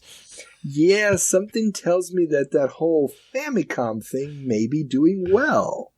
Yep. Of course, they were a little bit hamstrung in this first year here because they had the bug, the chip bug that was discovered that forced them to halt sales and do a recall, which, they were smiling, laughing all the way to the bank, but it did mean this 10.2 increase would have surely been larger in this year if it hadn't been for that. But yep, this is just Nintendo in transition. They're getting out of Coinop. They're going to be all out of it in the very near future in Japan. They stay in it for a few more years in the U.S., and it's going to be all Famicom all the time here pretty soon. Yep. Oh, don't forget those Game Boys in a few years. And don't forget that pizza, because yes, Nintendo buys Pizza Time franchise. Nintendo America has established a subsidiary in Canada to open a Pizza Time Theater franchise in Vancouver, British Columbia. And yeah, this one kind of caught me a little bit by surprise. And I'm not sure what the ultimate, destiny of this franchise was. But you get a feeling like Nintendo's like, okay, we need to see what this side of the business looks like. Yep, and they would get some help from Minoru Arakawa would get some help on this, advice on this from a friend of his, Canadian friend of his in the restaurant business by the name of Peter Main, which is probably a name that we will hear a few more times, and of course already have. Came from the restaurant business. Oh yeah, that's what he was involved in, and he's Canadian as well. So is he already at Nintendo at this point? No, he's not at Nintendo. But he and Arakawa are friends because Arakawa was in Canada for a while and they were neighbors, so they know each other. He wasn't directly involved in this, to my knowledge, but he is a friend of Arakawa's, so he sought out some of his advice and whatnot. Main would not join Nintendo until 1987. I wonder if he's directly involved with this Pizza Time Theater business. I can't remember what Game Over has to say about that, but Game Over has something to say about it. Okay, I'll have to go back. It's been too many years since I've read the book. But, okay. Moving on Yes, in the location business, Atari opens first Atari Adventure location. First announced back in late 1982, the first Atari Adventure location, a mix of computer store, hands-on computer center, and arcade, has opened in St. Louis. At least 9 such locations will end up being opened in 6 states. Yeah, I mean, this is an interesting attempt to try to pivot to where the market is. And you know, these ideas of these regional computer centers, which weren't just in Atari Adventure locations, but is really kind of interesting as well, because this was somewhat of an influence, not Atari Adventure specifically, but this idea of these hands-on computer centers was part of kind of the inspiration behind some of EA's early work in providing support to artists with their development stations and whatnot, because the guy that ran some of this computer center stuff, again, not Atari Adventure, he wasn't running that, but was a guy named Monty Finnefrock, who became one of the early employees of Electronic Arts. And I mean, this was originally announced in 82. Obviously, a very, very different world when these things were announced. Yeah. The price war in the computer field wasn't there yet, so I guess it would have made a lot more sense to give people the opportunity of renting time on a home computer before a reasonable home computer had dropped down to $200. So it almost feels like it's an idea that was meant for a different set of market circumstances. I agree. And yes, so now they're going to open more of these, and they must have had the contracts in place, because I can't imagine Warner agreeing to this otherwise. But exactly. And speaking of ventures that clearly belonged in a completely different market, period, Dragon's Lair merch on the way. The massive success of Dragon's Lair in the arcades has begun to fuel a merchandising bonanza with board games, stickers, lunchboxes, and more based on the arcade game. Magicom Inc. and Bluth Group Limited have taken out a 2-page color ad in a toy trade magazine, Playthings, this month, touting the many licensees that have already signed up, including Coleco, Hallmark, Marvel, Milton Bradley, and Union Underwear, and inviting more to join this hot property.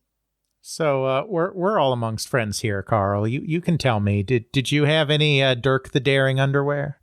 I did not have any Dirk the Daring underwear, and I'll be perfectly honest, I had 0 Dragon's Lair merch. I don't know if it just came and went too quickly, or it was the fact that while I was fascinated by the arcade game, I didn't really... I mean, I probably would have wanted merch once the TV show hit, but I think by then the merch train had left the station. That would make sense. And also, it would be conflicting with my unbridled and unextinguishable need for more and more He-Man merch at this point in my life. Because I needed more He-Man merch at this point in my life. Yes. And it is funny you should mention that. Somebody's been reading ahead. Because as we turn our attention to the console business, it seems that video game prices drop as toys take Christmas center stage. You do know I'm the one who writes this, right? Oh, is that so? Yeah. There's no writer's room? No. You know, I actually took all the pre-written notes and figured out how many pages it would be if I printed them out so far from the 5 years of the show. Oh, God. It's 450 pages at this point. Wow. It's insane. But okay, yes, sorry. With hot toy properties like Masters of the Universe, G.I. Joe, My Little Pony, Care Bears, Return of the Jedi, and Cabbage Patch Kids dominating Saturday morning cartoon advertising blocks and retailers stuck with a glut of last year's electronics, the collapse of game prices is greater than anyone could have expected. According to industry trade Playthings, one drugstore chain, is selling Atari carts for just $5.97 each, and in television systems with voice module and Burger Time cart are going in some places for just $69.97. One Chicago area retailer is quoted as saying, "We're going to do much better volume for 1983 with no electronics business. The fad is over and people want good, solid toys." End quote. Granted, there are massive toy shortages expected going into the season, so many retailers will be pushing closeouts, especially in electronics, in the weeks leading up to Christmas.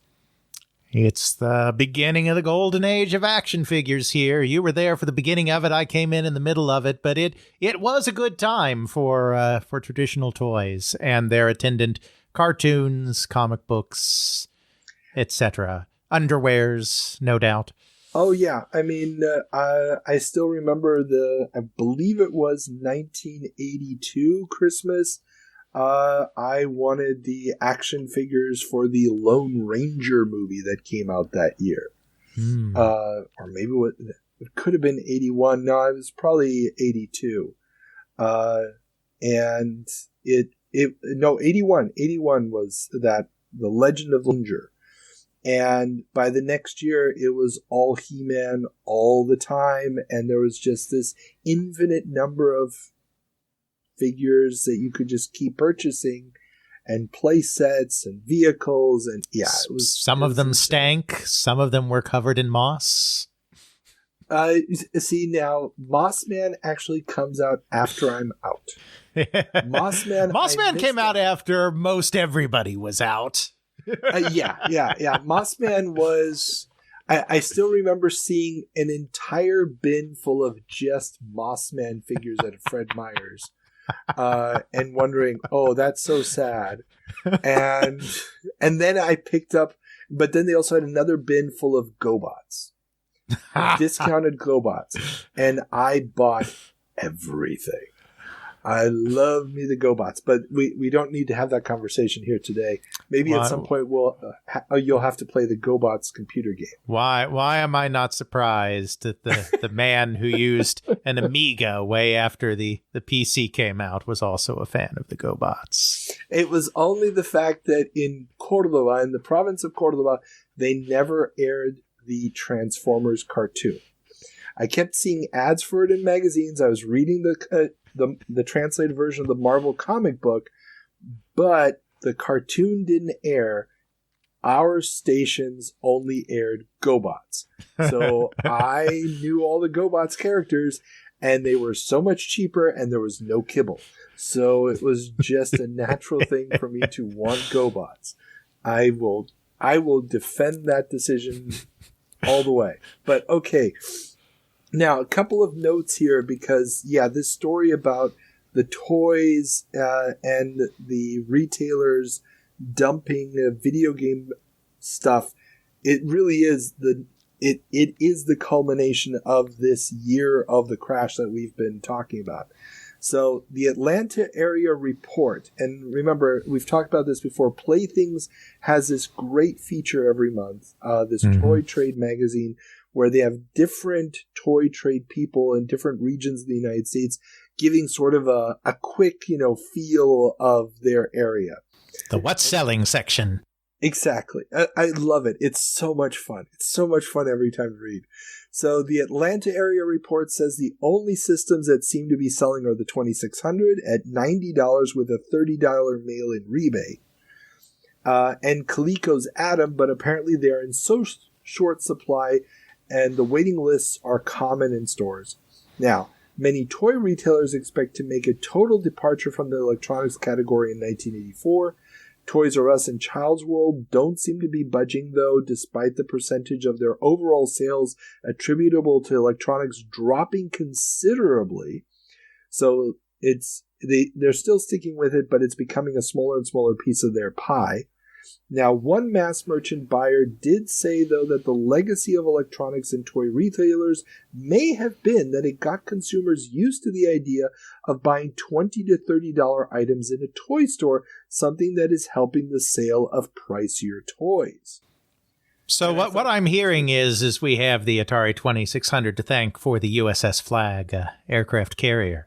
Bingo! That was a better example than what I was going to go for, but that's exactly it. This idea that you're going to spend big bucks on Christmas on toys, that it's not just a cheap thing anymore, may have been influenced by this short-lived boom of video games. I think that's reasonable to think. And the other thing to point out here, Toys R Us never gave up on video games. And of course, they were one of the first companies really gung-ho on the NES when it came back. But I think probably the reason for that, and we talked about this a little bit in our Crash episode, like video games were never a huge percentage of the sales of toy stores. But when they were big, they were a huge percentage of the profits.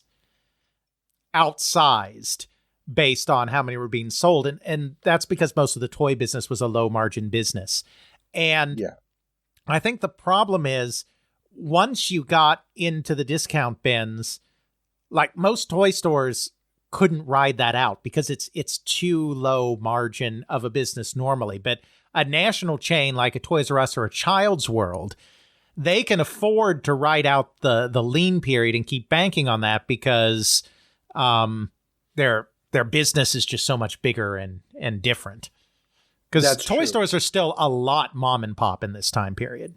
Well, and that's why a publication like Playthings even makes sense. Mm-hmm. I mean, if all you have are the managers of toy departments at Walmart and Toys R Us, they don't care because they're not making any decisions anyway. Right. Playthings can only be sold, and there's more than one magazine. There's also, what is it? Toy and Hobby World, yeah. Toy and Hobby World. These magazines can only survive because there's thousands and thousands of these mom and pop shops. Mm-hmm. So, yeah. Now, another fun note, again, I've got a couple of these. Bruce, I think his last name is pronounced Nager. He's the VP and general manager of the 38-store-strong electronics boutique chain, and he is unwavering, saying that this is the shakeout, quote, all knowledgeable people expected, end quote. And EB had already calculated that into their plans. So, Electronics Boutique is not backing down. Video games are here to stay. I wonder if that chain will ever go anywhere. Indeed. Yeah, I mean, it's one of those things is if you're smart enough in the business and have enough of a reach that you can afford to wait out the lean years a little bit, then, there are these forward-thinking companies like Toys R Us and like Electronics Boutique that are staying in, but so much of the business, like we said, is mom and pop or department store, and the department stores want nothing to do with it anymore, and the mom and pops can't afford to have anything to do with it anymore because they're just on the hook for too much risk. Yeah, and especially now that everybody's trying to move over to computers where the hardware gets even more expensive. Mm-hmm. Now, and like you said, it's really the toy stores are not the majority seller of this stuff. It is the department stores. We've got Sears, JCPenney, and Montgomery Ward. They still massively outsell Toys R Us and Child's World. I mean, those are the three big ones in the field of selling this kind of equipment. Absolutely. And speaking of this kind of equipment, here's some new equipment as the Intellivision System Changer launched. So you want to take advantage of all those $10 VCS carts filling up bins at your local store, but only have an Intellivision at home? Don't worry. Mattel's long-awaited Intellivision Changer is here. Just plug it into your Intellivision 2 console and play away. Oh, you have an OG Intellivision? No problem. Just send your Intellivision, the changer, and $39.95 to Mattel's Intellivision Service Center, and in 4 to 6 weeks they'll send you back your modified Intellivision plus one free M Games VCS card. Oh, And the manufacturer's suggested retail price for the Superchanger is a mere $65 to $70. Which, at this point, is slightly more expensive than an Atari 2600. Yeah, so, let's do this, Mattel. Again, a product that was clearly planned at a different point. They saw Coleco's success with its conversion module, and we're like, we need one of those. And then the world burned. Yeah, it's now. Granted, Mattel seems to have caught wind of this. So, Computer Entertainer newsletter also reports that Mattel has barely shipped any quantities of the Supercharger or Changer. Sorry, I keep wanting to call it a Charger. Don't know why. Superchanger or the ECS keyboard, and what stock is appearing is showing up at random in a handful of markets. The rumor is also that Mattel has laid off most, if not all, of its software development staff and will probably try to exit the video game market entirely after the Christmas season. Maybe. And this is what Dan Daglow told me in my interview with him. Yep. That happened. He went to I believe it was the toy trade show. No, it was CES probably. And this was after he had already left. He's already out of Mattel at this point. But when he went there, he saw a couple of people still sitting at the booth, trying to create the image that Mattel was going to keep going. So they got paid from by retailers. Yep. But the reality is, this rumor is true. Everybody's already gone, and there is no future for Intellivision at Mattel. And speaking of people with no future at Mattel, Wagner out at Mattel. Ray Wagner, the president of Mattel Incorporated's toy division, has unexpectedly stepped down and will be leaving the company entirely by January. Wagner, who had been with the company since 1967, will be replaced by Glenn Hastings, the executive vice president of Mattel's toy division and former president of Mattel Toys USA. And not only that, but Mr. Wagner would go to that arch rival of Hasbro. Ooh. But would also die of cancer 2 years later. Oh, that sucks. Yeah. So, yeah, I mean, this now, I don't know what the politics were here, because this is not directly related to the Intellivision, because at this point, Mattel Electronics is a completely different division. They don't report in to Ray Wagner. Okay. Yeah, so then this really is an issue of some other politics. Yep. Yeah. So, and this is where it was a question, and this is why they said it's unexpected, because, he's got Masters of the Universe. This is huge. He should be doing his victory lap at this point. Absolutely. Meanwhile, I'm at a loss for transition, but Warner sells movie and TV rights. Yeah, this falls under corporate shenanigans, sort of. Ooh, I love corporate shenanigans. Oh, you think this is bad? Wait until the 30-year jump, the December 1983 one. I've got corporate shenanigans plus ultra. You will love it. It is classic. But that's just... Huzzah! Hurrah! Yeah. So, back to Warner. Warner Communications has sold off $350 million in movie and TV contracts to a group of banks headed by Bank of America for $270 million. This first-of-a-kind deal will allow Warner to pay off some of its short-term debt that currently sits at $355 million and help it take advantage of the tax write-offs generated by the massive losses at its Atari subsidiary, according to the company. So, basically, Warner in deep, deep doo-doo. Warner mortgaging its film catalog in order to not go bankrupt. Yep. Yeah, it's, they're trying to pull it off as, there's all these write-offs, and so we can, the interest and blah, blah, blah, blah, blah. But the reality is they desperately need some cash to stay afloat at this point, and they're mortgaging the house. I mean, if they lose those movie rights, they lose their back catalog. That's all the properties that they would need to be building off of in the future, especially with cable television exploding the way it is.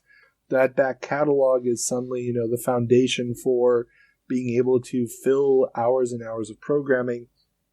It's not dissimilar to what Marvel's going to do in a couple of years when they have to sell off movie rights to characters just to stay alive. So yeah, it is a pretty big deal.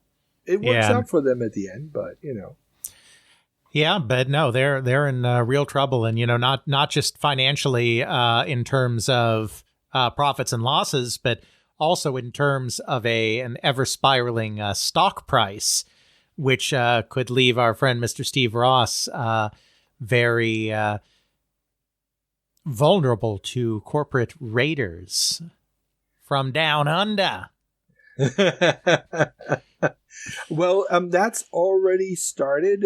I didn't report on it because I'm waiting to see what happened. But yes, a certain Rupert Murdoch has been buying up the shares, and we will see how that continues to play out. So it's very possible that this move was also there to shore up the financials of the company, or to at least load it down with so much debt that Rupert decides to look elsewhere for investments in North America, and maybe he'll find a studio that just got out of video games, like Fox. Crazy talk. Just crazy talk. Yeah.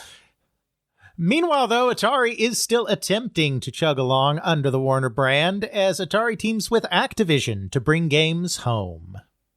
Atari and Activision, two companies with a long history of animosity, have apparently buried the hatchet for good and announced a joint venture to deliver games via the airwaves to Atari 2600s in homes.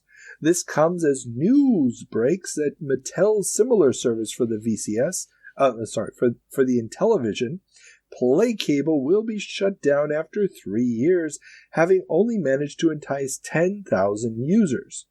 Coleco and AT&T plan to bring downloads via phone lines, and Control Video Corporation is about to do the same for the 2600 via cable. No details on pricing or even the structure of the company were revealed. Yes, of course, Steve Ross was always a huge proponent of cable, and Warner was always at the front of the cable revolution. And in fact, when Atari was purchased way back in 1976, even at that time, analysts were talking about Warner leveraging video games via cable, which obviously didn't happen at that time. But so this has kind of always been something that's been kind of sitting in the background and is finally coming out too little, too late. Too little, too late, plus the idea of bringing Activision into it. Yeah. It almost feels like, well, how can we do this without having to develop new software? Who's developing new software? Oh, there's the Activision guys. Yes. Absolutely. And meanwhile, what a time to enter the cartridge market as ROMOX test units hit the streets. ROMOX, the company that plans to sell rewritable cartridges that can be loaded with new games at in-store terminals, has begun placing test units in the field. We reported on them earlier in the year and ahead of their planned January national rollout. They have secured support from several big names including Epix, Mattel, Fox, Hess, Sierra Online, UMI, Creative Software, Navarone, VidTech, Telesys, and Funware. And the systems will support cards for the 2600, Atari 8-bits, TI-99, VIC-20, and C64. I bet you'll find that if you take a list of the big names supporting ROMOX and the list of desperate companies in the cartridge market that just need money from somewhere, anywhere to dump this inventory, I bet that Venn diagram between those two lists would be mostly a circle. Yeah, although, ROMOX is not going to be taking their old inventory. They're going to be rewriting it, but these are all companies, you're right, created a bunch of cartridge software that they don't know what to do with, so at least they've got the program sitting there. Exactly. Yeah, no, I didn't mean to imply that they'd be able to get rid of the stock, but yes, these are all companies that invested very heavily in cartridges and now very much regret it, and are probably just, doing a Hail Mary here. It's like, fine, these guys want to license our software. Why the hell not? It's not doing anything for us anyway. That's right. We're not making any money off of it as it is, so screw it. Yeah, exactly. And if things weren't bad enough for selling new games, Vidco brings piracy to the 2600. Vidco has introduced the Vidco Copy Carts, a device for copying Atari 2600 carts. The included blank card is, of course, only meant to be used for legal software backup purposes, of course, as per the packaging labels. Well, of course. Yes, that's what you're going to do. You need a backup copy of that cartridge. That's right. It's very important. They're so unreliable, as we all know. So unreliable. And, 10 years from now, you're going to want to make sure that you can still play your Pac-Man and your E.T. on your 2600. Of course. It is a system for the ages. For the ages. To be this good takes ages. To be this good takes Atari? Wait a minute. Yeah, something like that. So this one's interesting just because it's working under the quote-unquote legal principle of a right to make a backup. Mm-hmm. And, it's a sign that, copy devices may be something that is not only possible, but probable, and who knows, maybe future console makers will try to put some kind of locking devices in their software. It's a possibility. But of course, let the pirates have the 2600, because Atari has already moved on to a bold new future with the Atari 5200, where nothing can go wrong. Wait a minute, I'm getting reports now that say move over 5200 joystick, 5200 controller buttons shoddy too.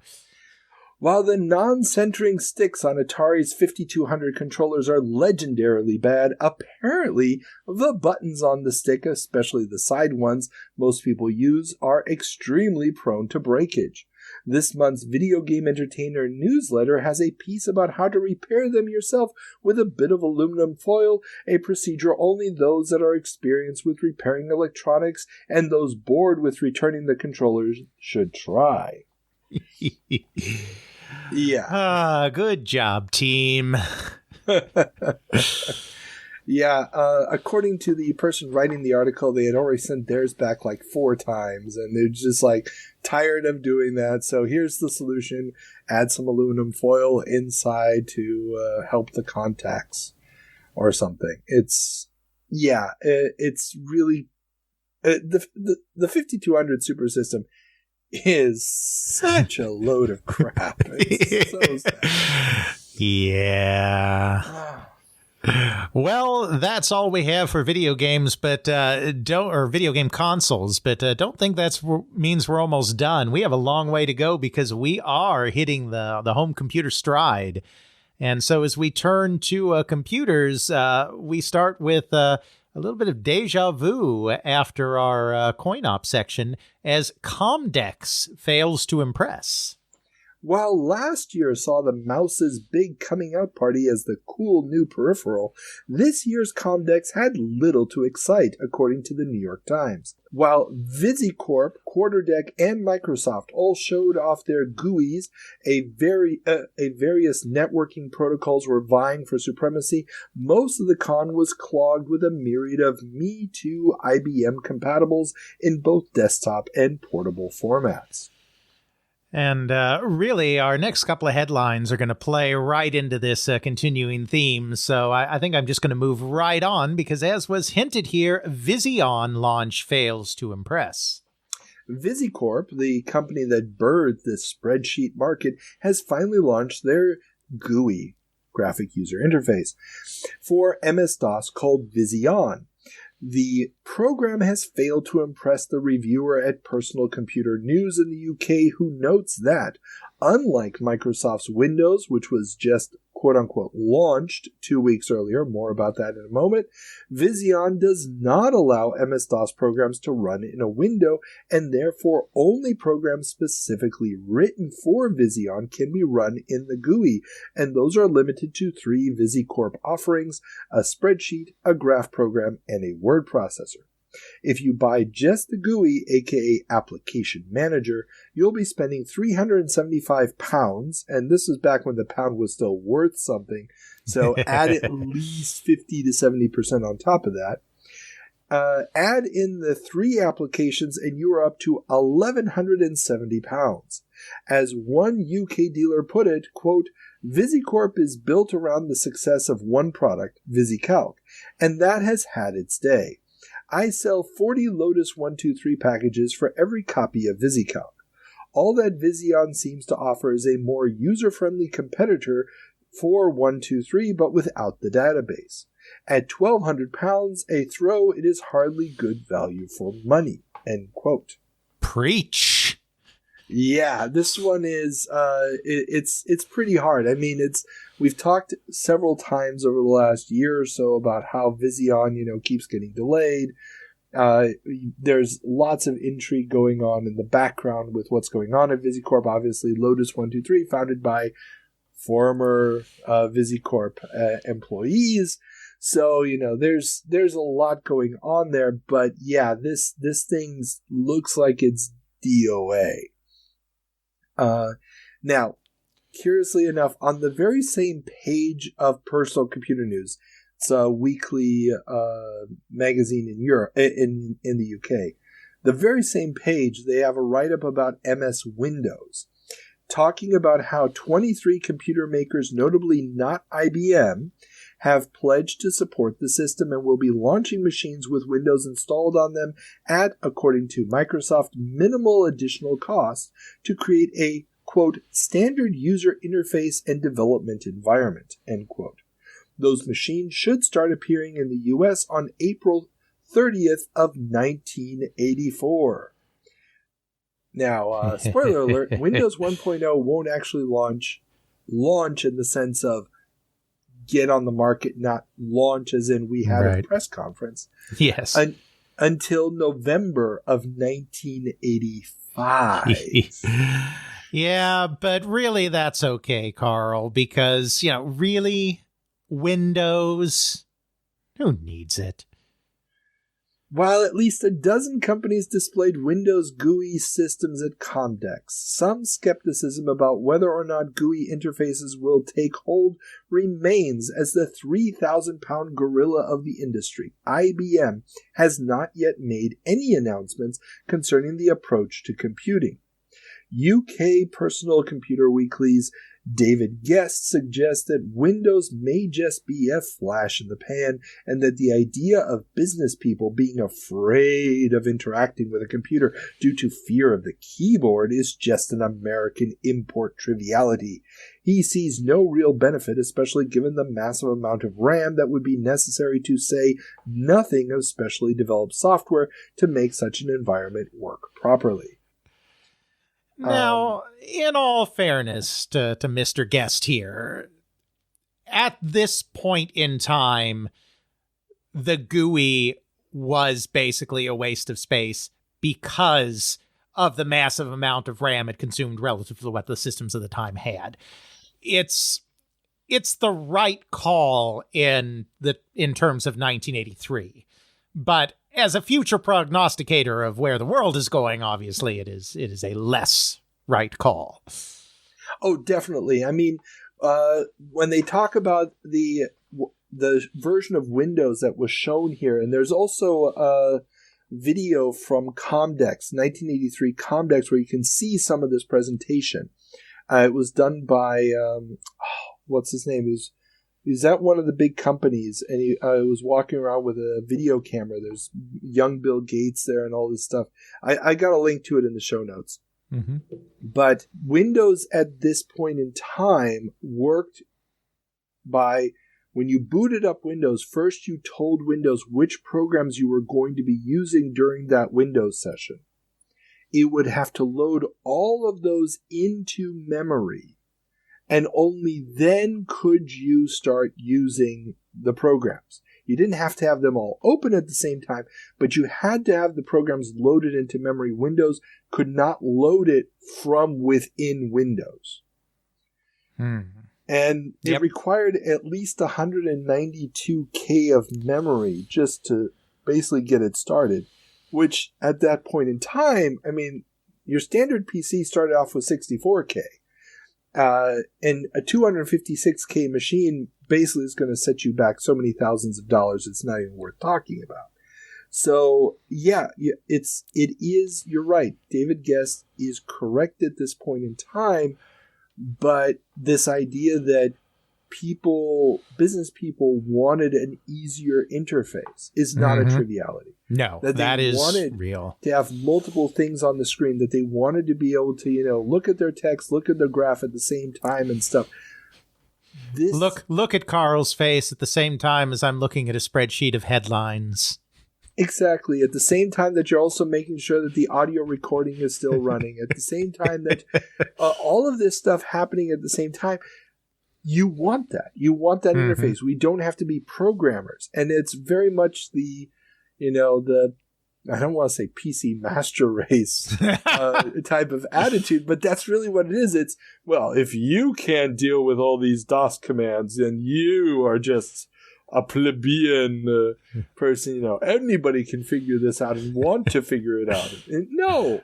You did it back in the day because you didn't have a choice. But yeah. No, absolutely. But that side of things is definitely real too, because you just saying that's a tangent, but you saying that just makes me think of one of my good friends in junior high school who, when Windows 95 came out, was very dismissive of it because it took over too much. It did too much. And it's like, well, the rest of us don't want to make boot disks anymore, okay? So let it take over everything at once. Exactly. Great guy, and he was just really deep in computers. So from his perspective, I mean, that's true. But it's just, that can kind of blind someone who's too deep in the tech to the true innovations. And I mean, first semester of college, I took a typing class, and I still remember the lady teaching it was teaching us to type using WordPerfect. And I was already using MS Word on Windows 3.1. And she said, this whole, turn on the functionality to see where basically what I would later call, hypertext style blocks were placed everywhere inside WordPerfect. It's like, well, I don't know why it's suddenly all capitalized. Oh, because there's one block here that's wrong, and you can just go in here and fix it. I was like, why doesn't it just know it automatically? It's like, Word does it automatically, but you need to know where the blocks are to fix it. It's like, but it doesn't have that problem. And she it was this disconnect where she was like, but you need this. It's like, but it's no longer a problem, but you need it to solve the problem. She just couldn't figure it out. That's I literally fascinating. said, just come with me and I'll show you. And I showed her, come use the with mouse. me and you'll be. And she just she did not want to admit that, this was a problem that no longer needed to be a problem. So. That is hilarious. But don't worry, the GUI's coming, and good news from Apple is Apple introduces Lisa development tools. Lisa Port provides the complicated software needed to manage the mouse and window-based environment, thus enabling most software developers to run their applications on the Lisa. This will be great, seeing as the machine has been on the market for almost a year. Yeah, so... I mean, it's not like anyone bought it in that first year, so it's fine. It's not too late. Yeah, I mean, they're just now getting software development tools out. For their $10,000 computer. That you basically need a PDP to write software for. It's absolutely freaking insane. Mm-hmm. Now, just as a reminder, last month we reported that Apple decided to start offering the Lisa without the pack-in application software to entice buyers based on the claim that more third-party software was going to be available.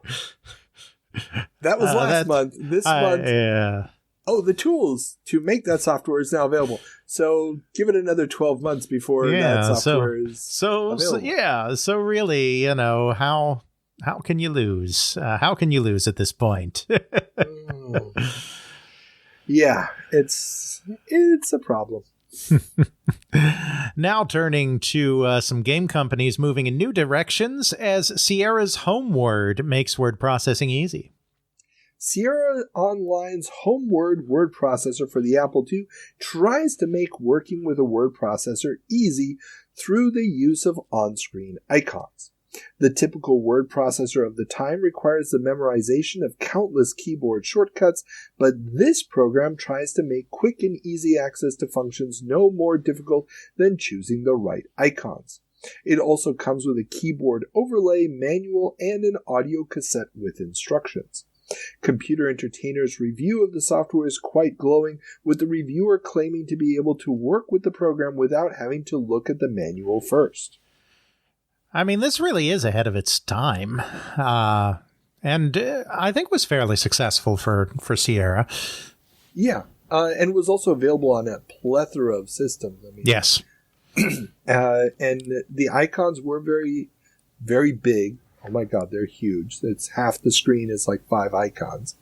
But, and this idea that you needed to read a manual before using the word processor goes to that story I just talked about. It's like, why is everything capitalized now? I don't have the caps lock on. Well, because there's commands in the background, Yep. I remember those days in WordPerfect. I do. Having to turn on... You have that capability in Word as well, but you don't need it in Word, like you said, because Word just works. But yeah. Now, they do note, though, that you won't be able to save files in a basic ASCII mode, making transfer to non-Homeward users impossible. And they actually put it in the context of sending them over wires through a modem or a BBS or one of the online services. Now, that's a fairly big deal. I mean, this lack of compatibility between the systems is going to be one of the big limiting factors of Homeward. Absolutely. Yeah. But they're not the only ones moving in this direction as EA gets into productivity. Like most publishers of their day, recently founded Electronic Arts has dipped its toe into the application software waters. Their first such endeavor is Cut and Paste, a word processor that claims to be so easy to use you can learn to use it in just 90 seconds.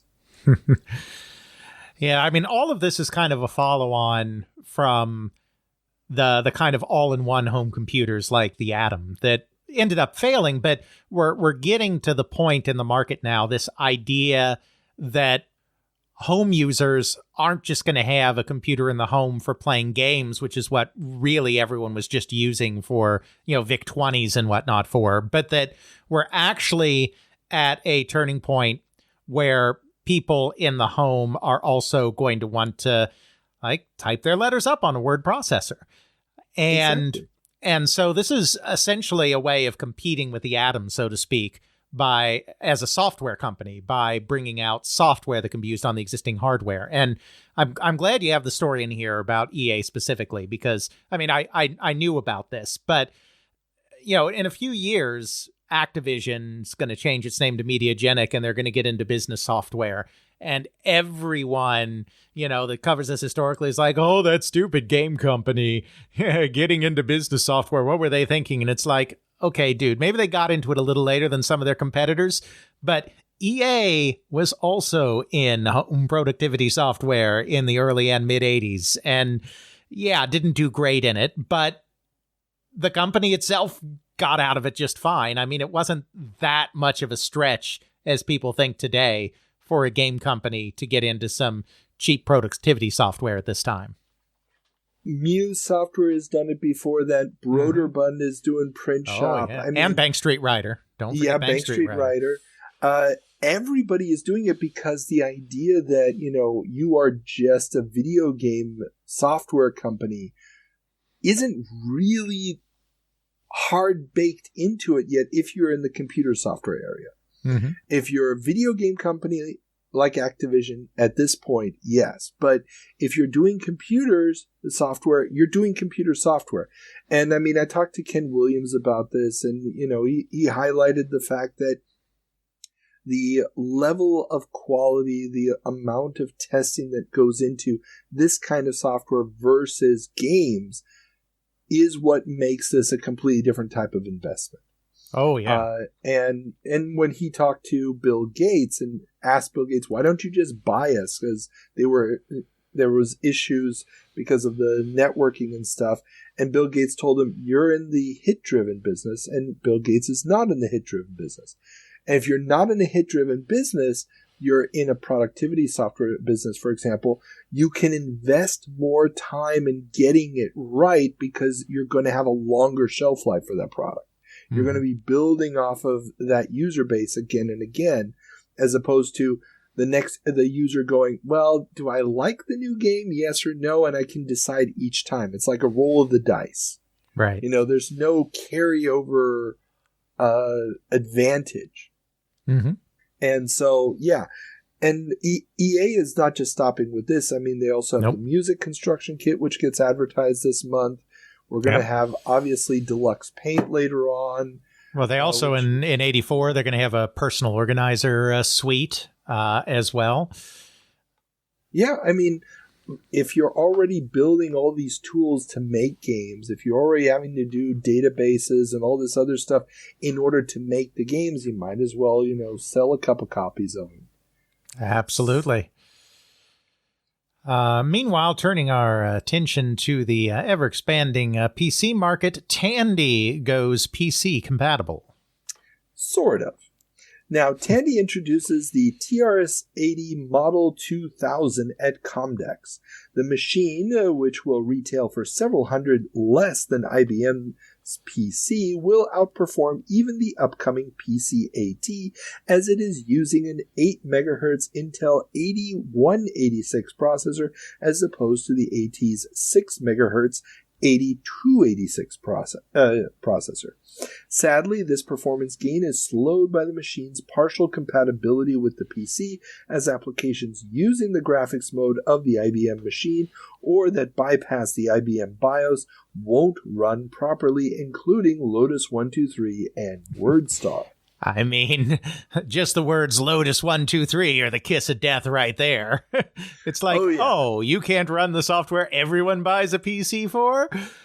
But what we are seeing here, though, is that Tandy is starting to experiment and figure out how can we deliver something that undercuts IBM on price and does it one better on capabilities. And so while this was kind of a swing and a miss, we're going to get a different model from Tandy a little ways down the line that may just do a little better.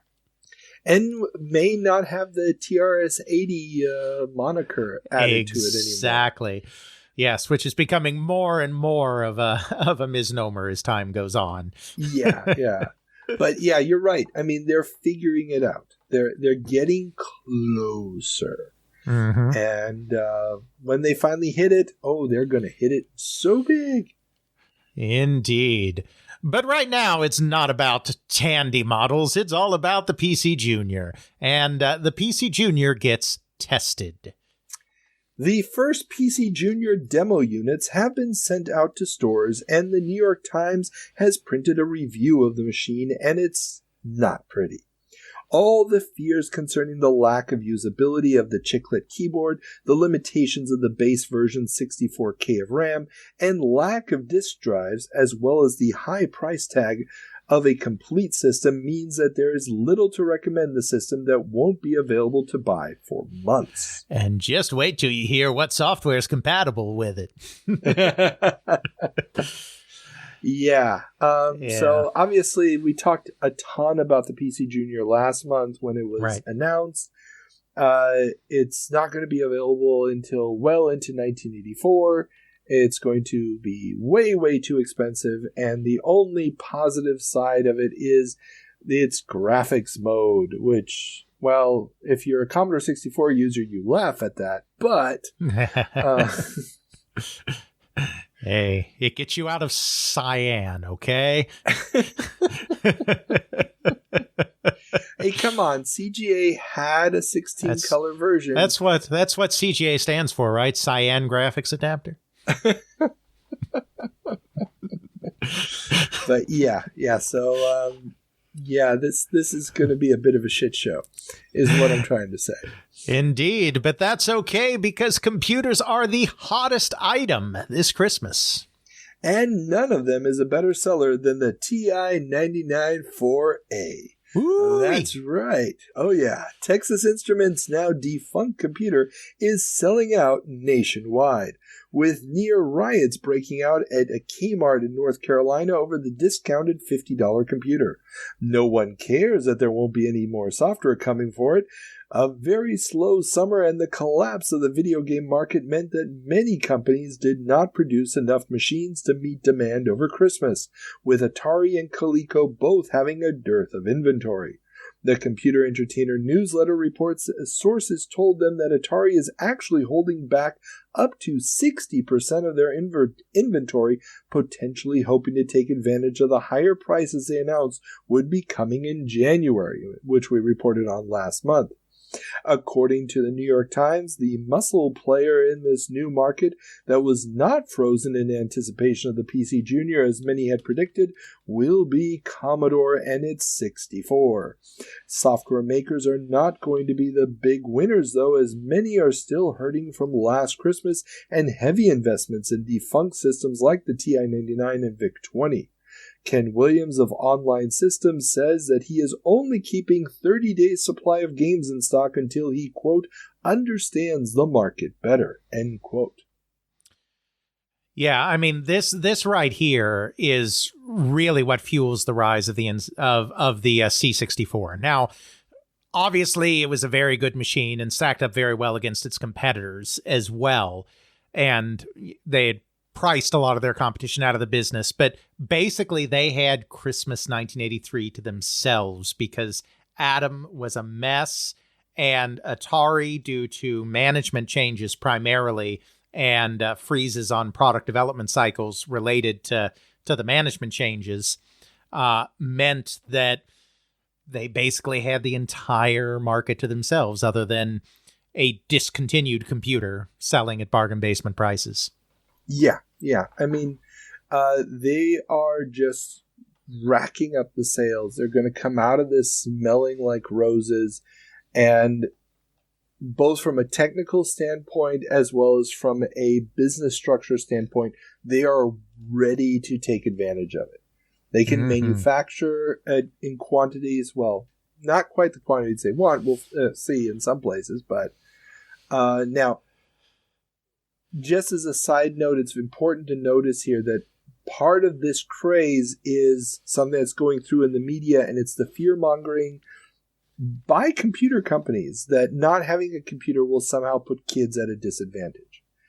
New York Times has an article about this. There's a bunch of ads running on television that are more or less subtly suggesting, the future is in computers. If you don't have computers, you're screwed. And considering that the United States is just barely now coming out of a recession, some very, very lean economic times, the idea of, you're going to go work at the factory, that's dead. Dead as a doornail.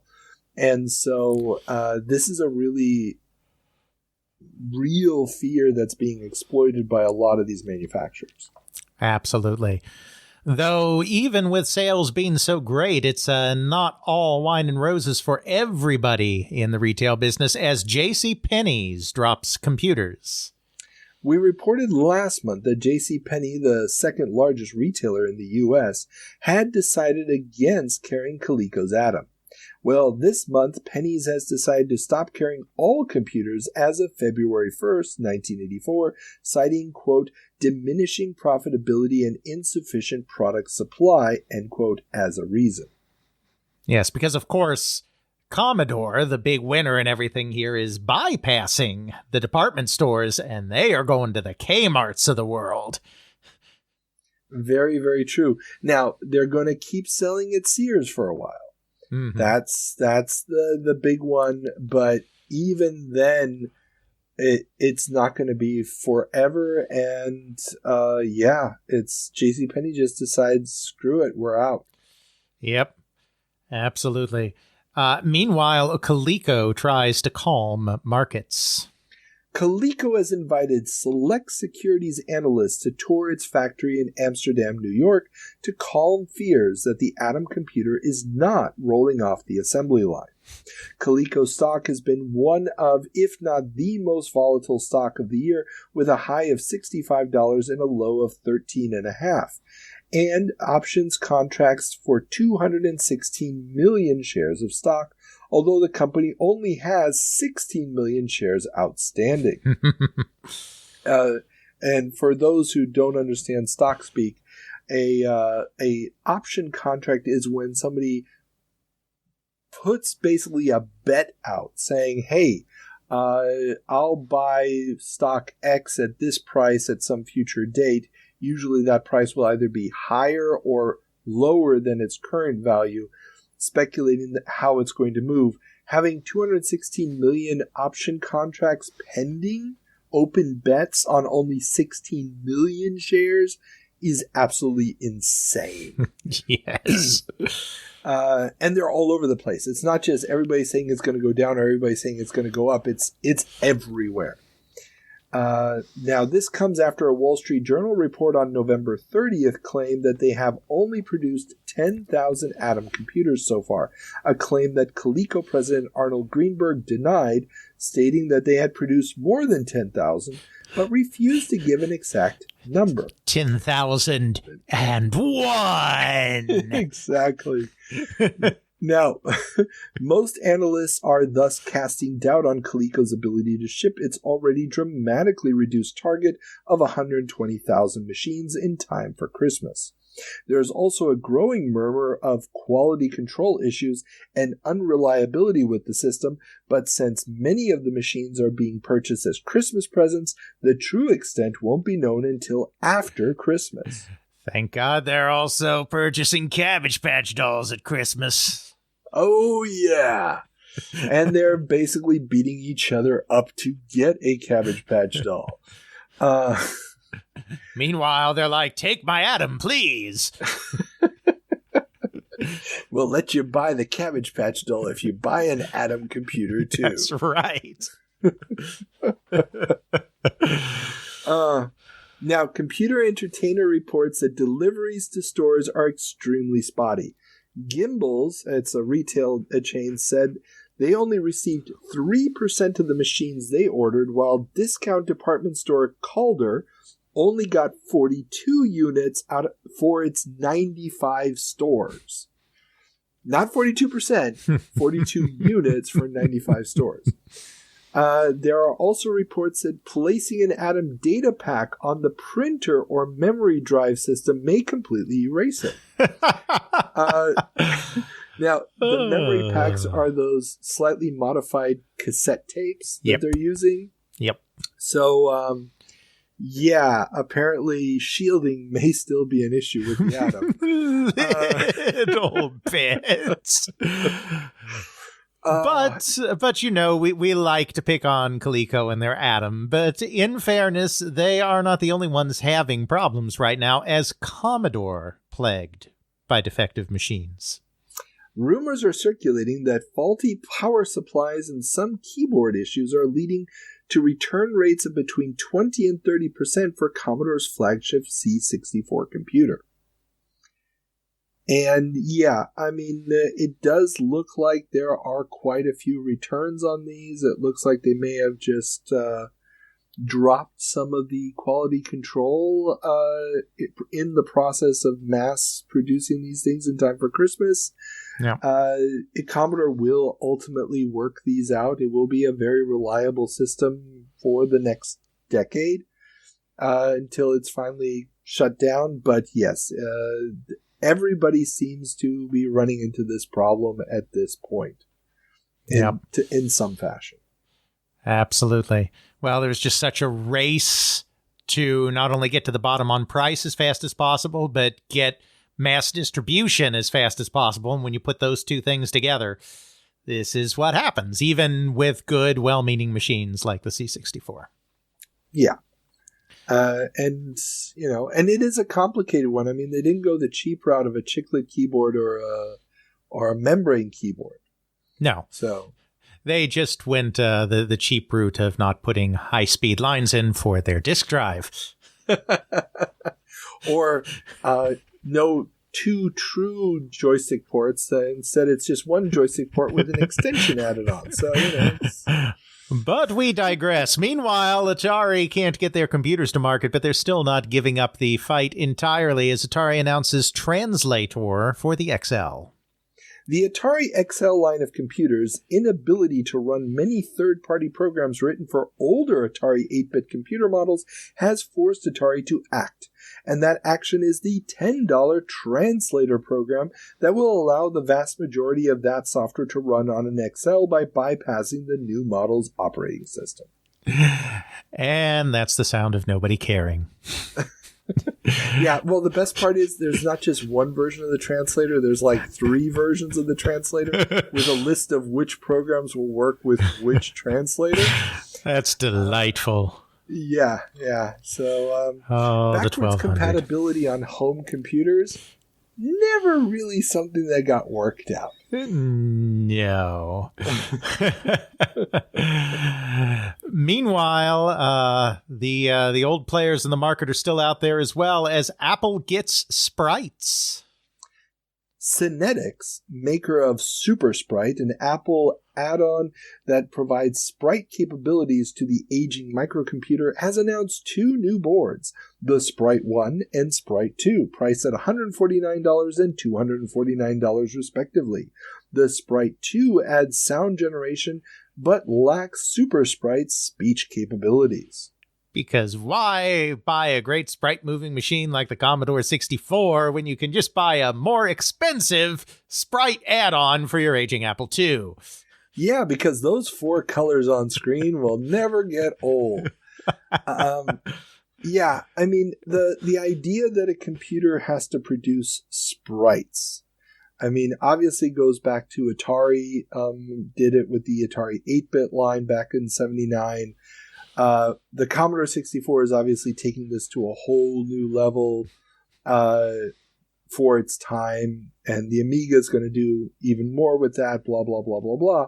But, it's like, stop trying to shove more stuff into this poor Apple II. Exactly. Just, let it die a peaceful death. And let's face it, how much software is really going to be written for an add-on card that costs more than a full computer? Exactly. It's crazy. Well, don't worry, Carl, because Apple knows this too, and the word is that Apple to enter home computer market. Rumor has it that Apple will enter the home market with a project codenamed ELF, E-L-F. This under $1,000 computer will be fully Apple II and IIe compatible and should give the PC Junior a run for its money. Not sure I've heard of this ELF. How did that go, Carl? Well, ELF turns out to actually be the Apple IIc. $1,300 compact portable Apple II. And portable being not a screen built in, but you can grab the handle and take it someplace. But, of course, it sacrifices the wonderful open slots to add things that make it a useful computer. Sorry. But is it fully Apple II and IIe compatible? I believe it is, but considering all right, that victory! You can't, but because you can't add extra stuff. No, it's It kind of it's the 2C. Nobody really cares. Let's just move on. It's exactly. Well, I hear the computer game sales expected to rise dramatically in 1983. Well, the good news first.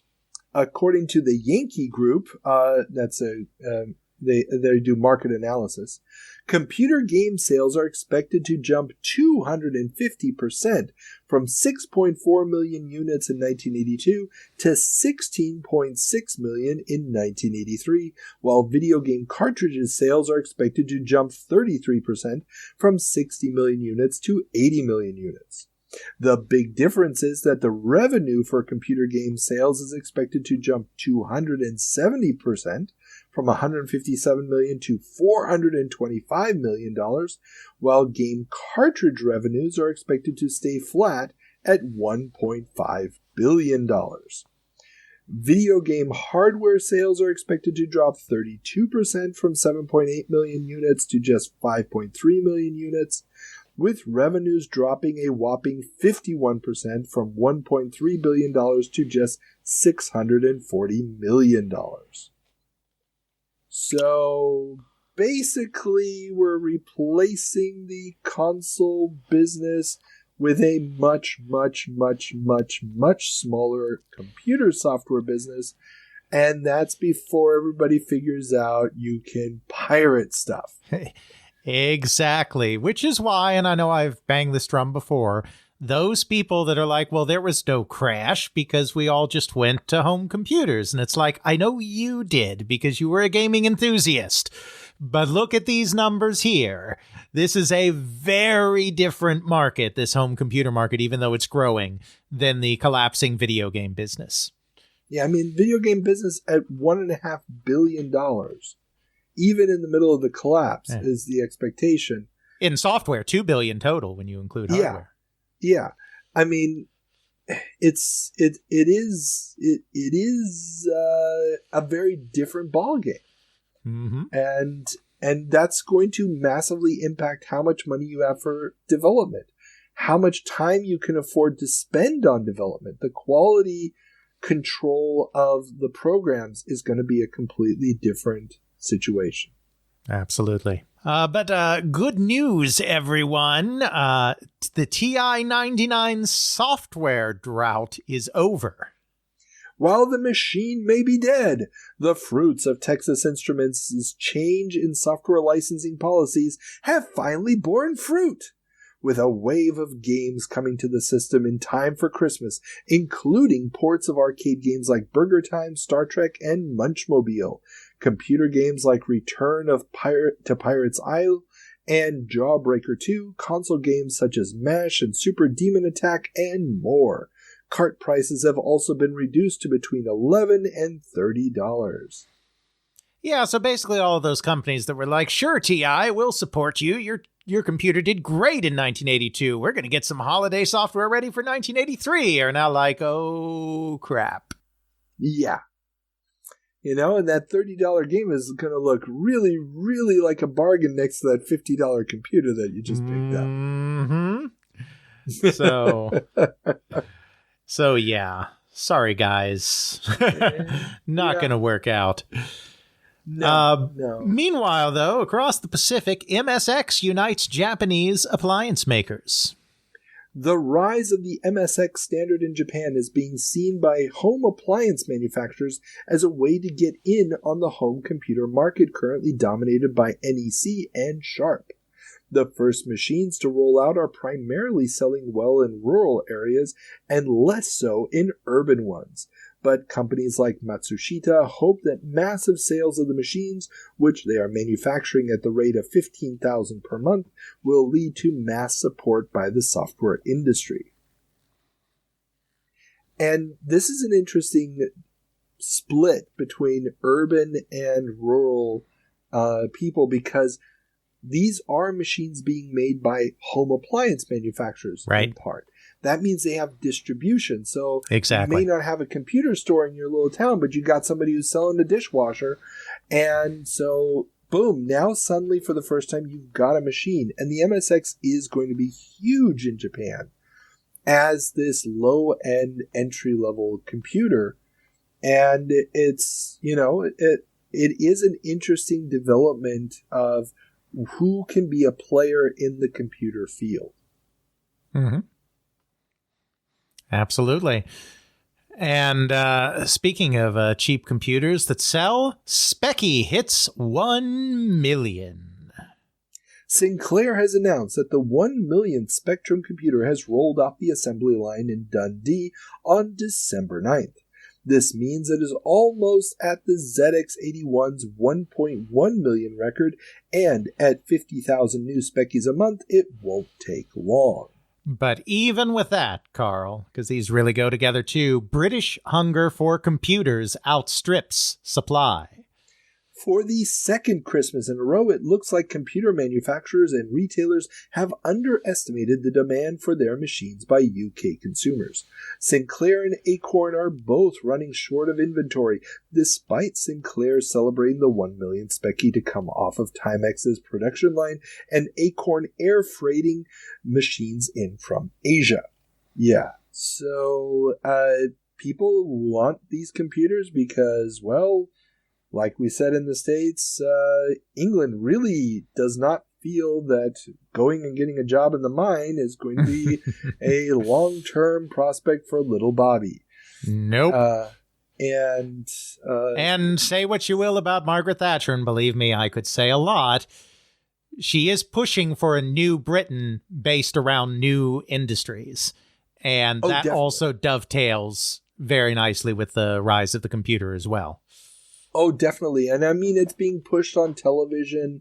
There was a story that I didn't add it here, but one of the private television stations in England actually considered putting on their own version of the computer program, the BBC series that was built around the BBC Micro. Mm-hmm. And they were even considering supporting their own computer standard. They were going to basically create a competitor to the BBC Micro. But then the board of the company voted against it because they were afraid it was going to impact ad sales to computer manufacturers. Nobody wants to advertise on the station, if they have their own machine. And they saw that burgeoning market as more lucrative from an ad standpoint than having their own branded computer out there. So that was sort of a story that went for 2 or 3 weeks in the British news cycle, and then it was over. But it's interesting to see just how big that is. Now, it looks like retailers underestimated demand for the Spectrum and Commodore 64 when ordering Christmas stock. So not all computers are made equal. The blame seems to land with the flagging hopes for the Mattel Aquarius and the TI-99-4A, which were supposed to be taking up shelf space. At the same time, Sinclair hasn't been able to ramp up Spectrum production fast enough, and Commodore is still failing to get enough cassette drives out, causing retailers to refuse to sell a cassette drive as a standalone and only bundled with a computer. Electrons continue to trickle onto the market, but are immediately sold out. And I think this is another issue in this whole idea of which computers. I mean, it's not just people want computers, people want very specific models this year. And the retailers were really thinking Mattel and Texas Instruments were too big to not be players in this. Mm-hmm. The fact that they collapsed so quickly and crashed so hard caught a lot of retailers by surprise. Absolutely. Makes a lot of sense. Yeah. However, it does give an opening for the Welsh to give it another go. Oh yeah, the Dragon 32 has been relegated to the position of an also-ran in the UK computer market behind the Speccy, C64, VIC-20, and BBC Micro. But the Welsh haven't given up and have now introduced the Dragon 64. The machine is little more than a Dragon 32 with a new 64K mode and slightly updated ROM. Sadly, the 9-color palette limit and lack of any additional functionality, and the fact that the machine still boots into the 32K mode, makes the steep £225 price tag less than competitive. So, yeah, basically they're asking for more than a C64 at this point. And that is not going to fly. No. Not in the least. Yeah. Now, we've talked about these second-tier British makers in the past. Another one, Oric, which was also saved from bankruptcy recently, has dropped its announced plans to enter the IBM PC-compatible market, and instead will replace the Oric 1 microcomputer with the Oric 2, which, while backwards compatible with the Oric 1, will try to compete with the BBC Micro and Commodore 64. Yeah, this isn't going to happen. No. So, it's, just what it is. The Oric was always a weird machine, and, I'm going to leave it at that. Absolutely. Meanwhile, turning to the British software industry, a little bit of a major scandal as Manic Miner moves publishers. UK game sensation Manic Miner, created by Matthew Smith, will be moving from publisher Bug-Byte to newly founded Software Projects. Software Projects is a new publisher established by former Bug-Byte employee Alan Matten, I think is how you pronounce it. Probably. Yeah.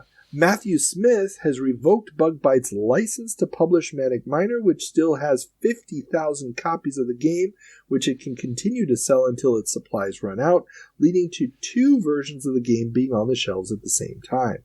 The Commodore 64 port of the hit game will appear exclusively under the Software Project banner, as will the sequel launched in December, Jet Set Willy.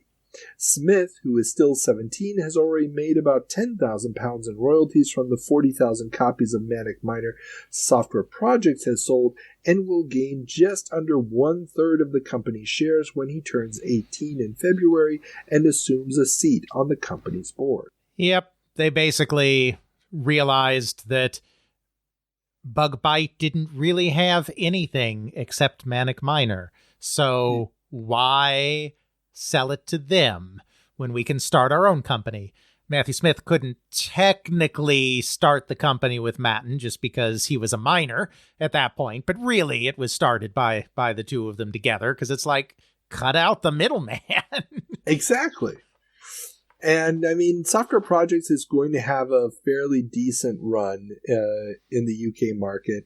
They're also going to be the ones who do the home computer, the European home computer ports of Dragon's Lair based off the Atom version. So, I mean, they're going to be a player for a wee bit before they disappear. And speaking of some players that are going to be out there for a wee bit and get really interesting in a few years, Hungarian software makes a splash in the UK. The Hungarian Trade Commission in the UK became the first official showing of software coming from a communist bloc country. Among the programs showed were 2 already commercially available titles for the C64, Caesar the Cat, published by Mirrorsoft, and Dancing Monster, published by Commodore. The games came from Hungarian developer Novotrade, which, working with the UK's Andromeda, had already developed software for the likes of Parker Brothers, Spectra Video, CBS, and Titel. The games are developed by independent programmers for the C64 based on ideas developed jointly by Novotrade and Andromeda, whose founder, Robert Stein, is himself Hungarian. All of the programs shown have been sold, and companies such as Commodore, Microsoft, Virgin, Thorn EMI, Visions, and Intelligent Software have all expressed interest in working with Novotrade. Yes, the semi-permeable membrane of the Iron Curtain, Hungary. Oh, yeah. Obviously, we've talked a bit about Novotrade in our 30-year jumps when we were dealing with the long legal history surrounding Tetris. And you have also done some amazing was it one or a two-parter, the Tetris story? That one was just a one-parter because that was back in the early days when I went on fewer tangents. It would probably be a five-parter if I did it again. Or, of course, if you want the real story, just watch the Apple movie. No, don't. That's right. I completely, left out the car chase. Very embarrassing. It's like, did I even know the story at this point? Or the fact that it was all happening as the Soviet Union was collapsing. That's right. Yeah. But yeah, Novotrade, this is going to be the gateway that is going to bring Tetris into the West. Robert Stein is obviously going to be involved with all this. Mirrorsoft is going to be involved with all this. So all those players that are going to make the constellation of the weird, messed up history of Tetris happen basically come together here for the first time. Yep. At least in a public way, because some of these games have already been published without anybody publicly or without it being publicized. Right, exactly. Out of Hungary. Yep. Makes a lot of sense. Meanwhile, and I apologize to the audience, I do not write the headlines. This is not my pun. Marvel gets adventure-us. After all the bad puns today, that's the one that you're going to call out. No, I do not accept this. I do not accept headline reader's prerogative. So I don't know why I put up with him. Okay.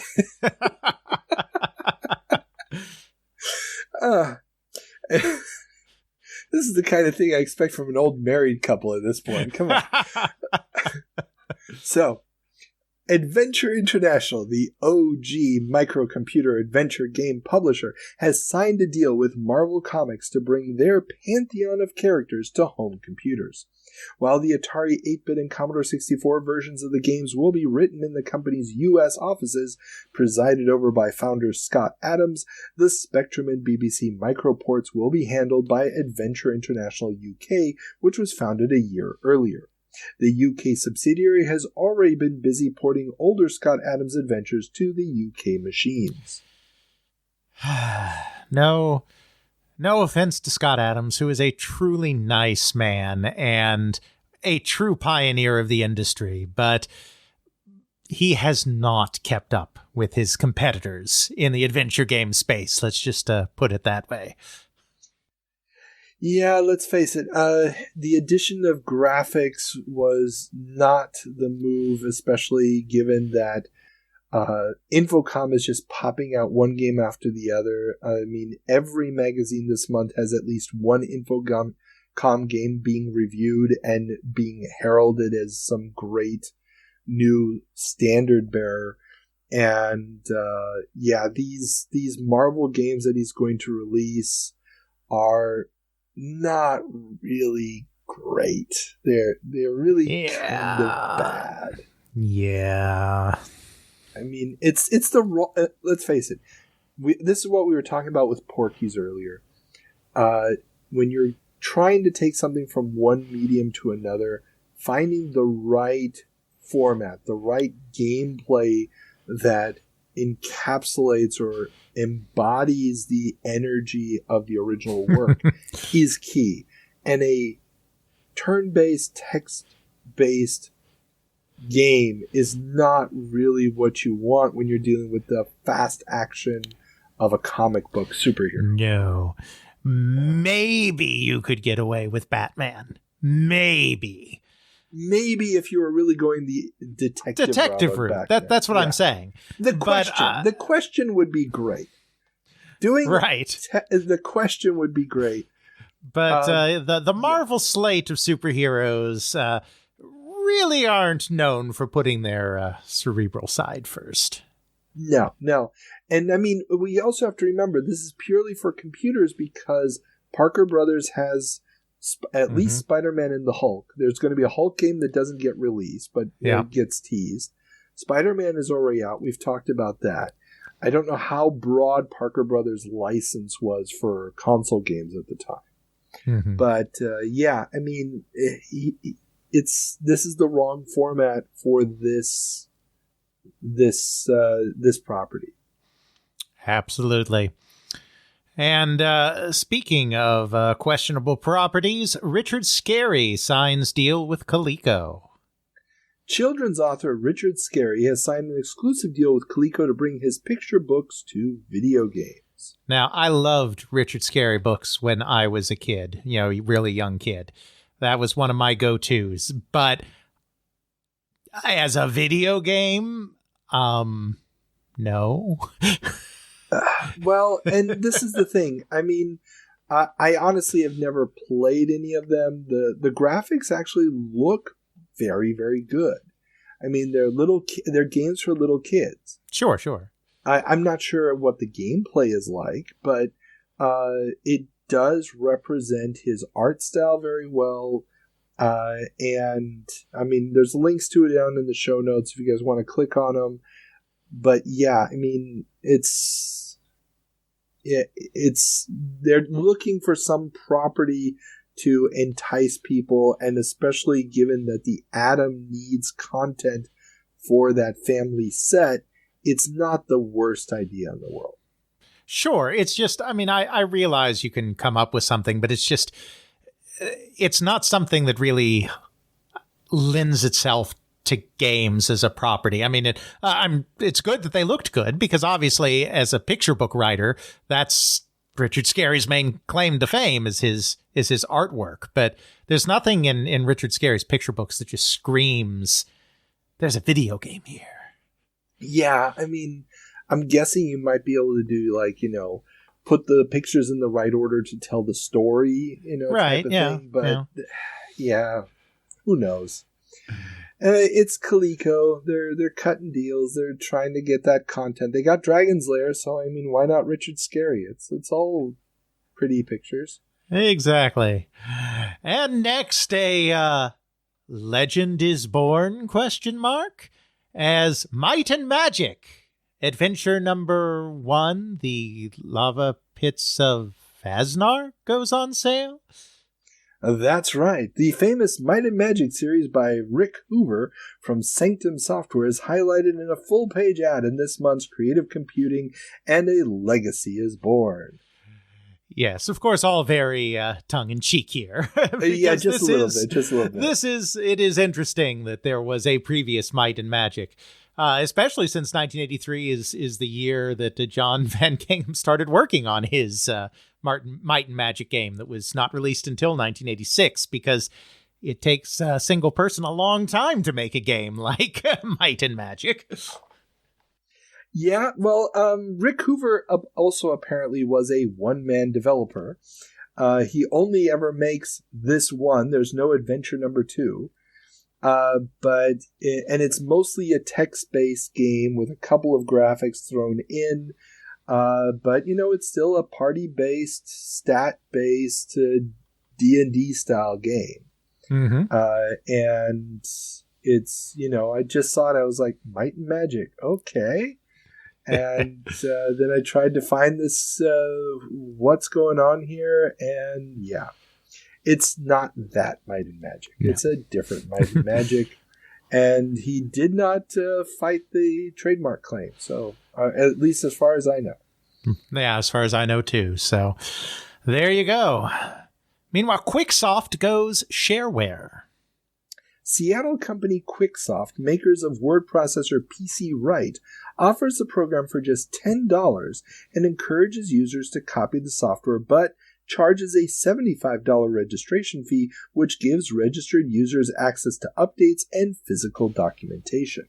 One of the earliest successes in shareware, I believe, PC Right. Oh, yes, definitely. I mean, they're given credit for being not the original founder, but one of the co-founders of shareware. Yep. PC Right is going to be around for many, many years with many updates.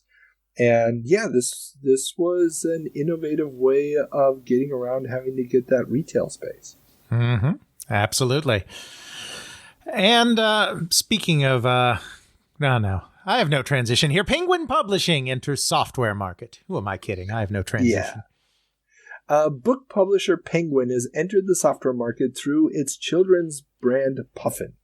Its initial products are the Korth Trilogy, 3 illustrated adventure books accompanied by mini-games that tie into the story of the book on tape for the Spectrum, and a software adaptation of the first fighting fantasy game book, The Warlock on Firetop Mountain, which is still topping young readers' sales lists.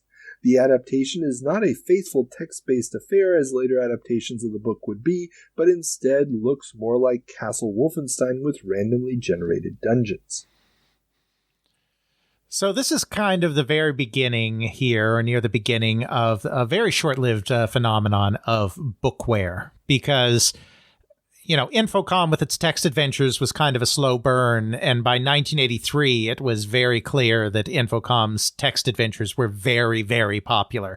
And that got the booksellers, the book publishers, into thinking, hey, there might be something there. So you get a slew of these book publishers, Penguin, Simon & Schuster does it, others as well, who start trying to adapt various books into text adventures.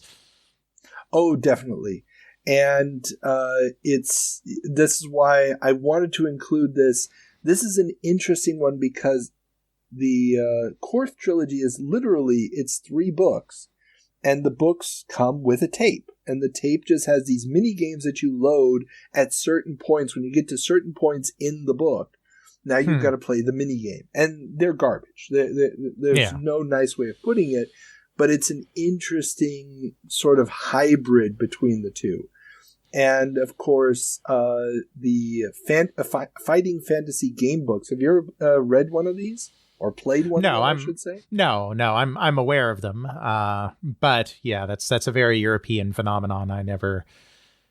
it's never played one. Never played one of Surian's books.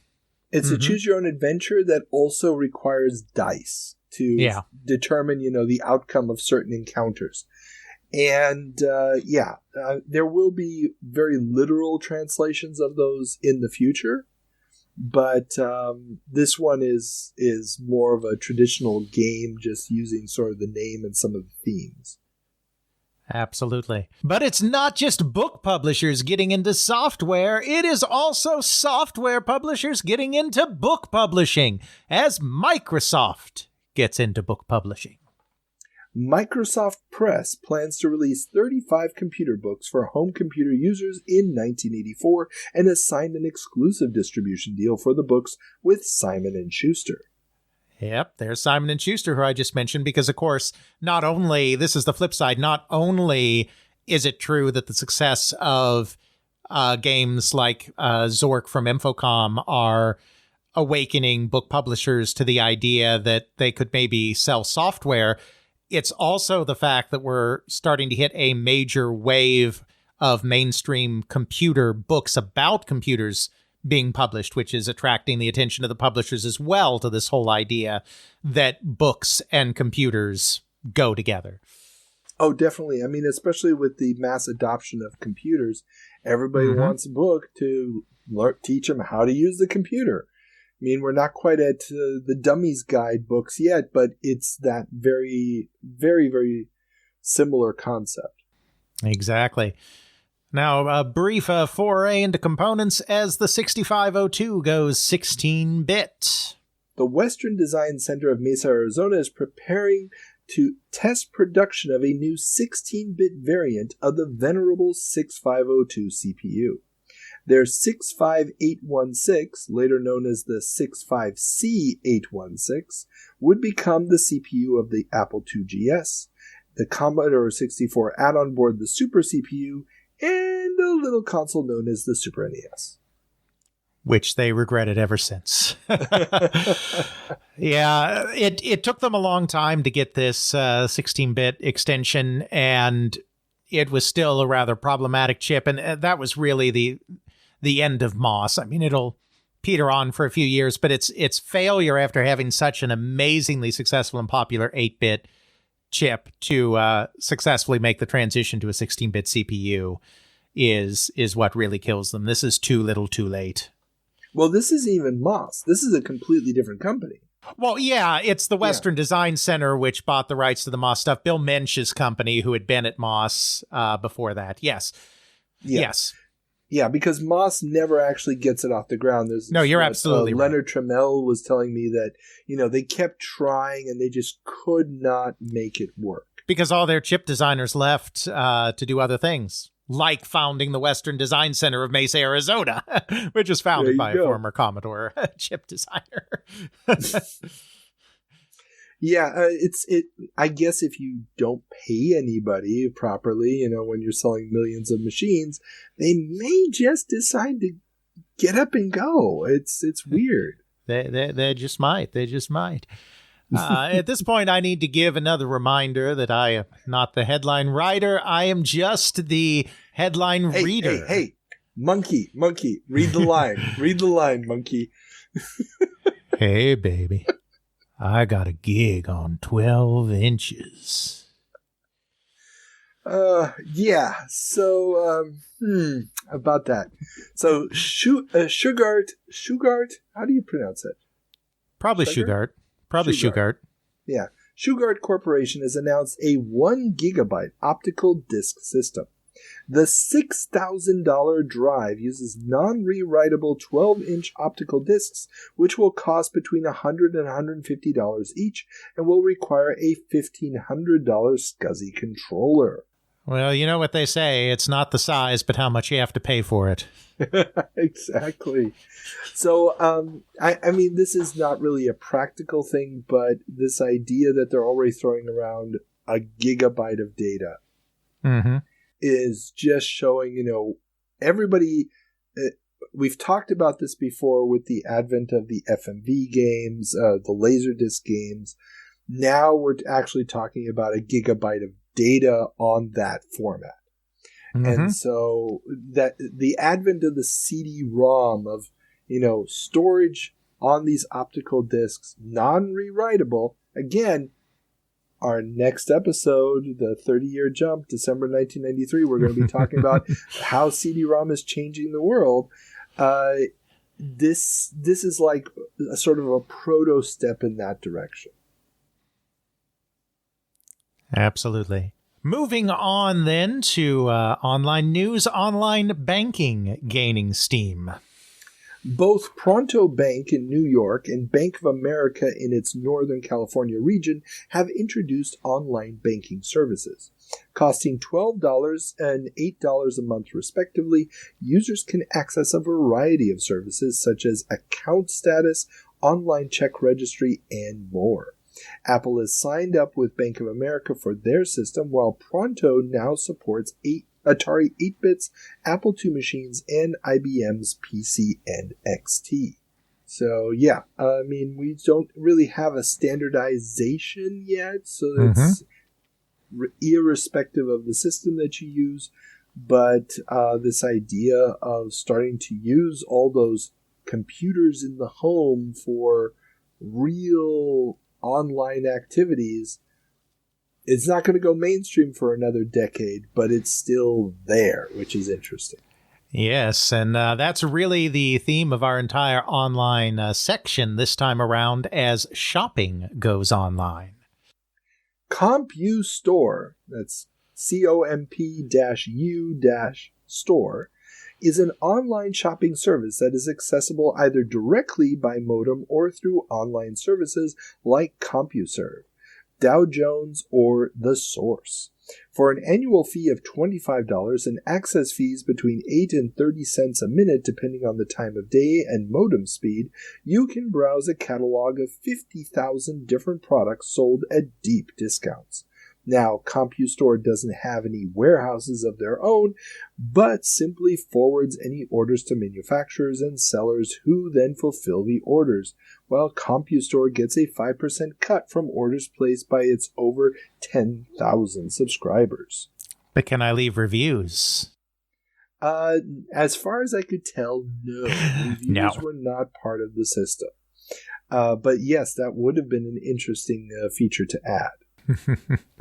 Absolutely. But yeah, no, it's just there are enough modems getting out there and enough subscribers to some of these early online services out there that we're starting to get the first little experimentations with how could the mass market take advantage of being fully networked. Exactly. Now, I mean, obviously these are purely text-based descriptions, and the guy who wrote the article actually talks about how, you have to be very, very careful unless you know the exact model of the thing that you want, you probably shouldn't just rely on the description. Yes, and I'm also guessing they didn't have a particularly generous returns policy either. I imagine it was not just sticking a label on there and taking it down to the local UPS store. Yeah, they said that the returns were very, very limited. And the article talks about all this. It's an article from Family Computing Magazine. But yeah, I mean, they're looking at it from the point of view of what would you do at home with it. They have one guy who bought some stereo equipment and somebody else who was buying a bunch of gifts for business associates for Christmas, that kind of thing. As long as you knew exactly what you were buying and had seen it in a store before, he said no problem. But everything else, some of the sellers have better descriptions than others. I mean, It's less Amazon and more eBay at this point. Really, yes. So it's fun, it's something is developing, but shipping is still like $5 a pop or something, which considering the time period, I mean, it's like $20 shipping today. Yep. You'd really have to make sure that the savings is there. Absolutely. But we're not just getting access to new products online. We are also getting access to new spam online as CompuServe introduces online ads. Online service CompuServe has announced a 4-month pilot program to test the effects of advertisements and direct marketing offers on its information service beginning in January. 1 or 2 line spot ads will be used on menu pages, and catalog and product information will also be available during the pilot program. So, despite the very high prices per minute that they're charging, apparently they needed to subsidize that with some ads. Indeed.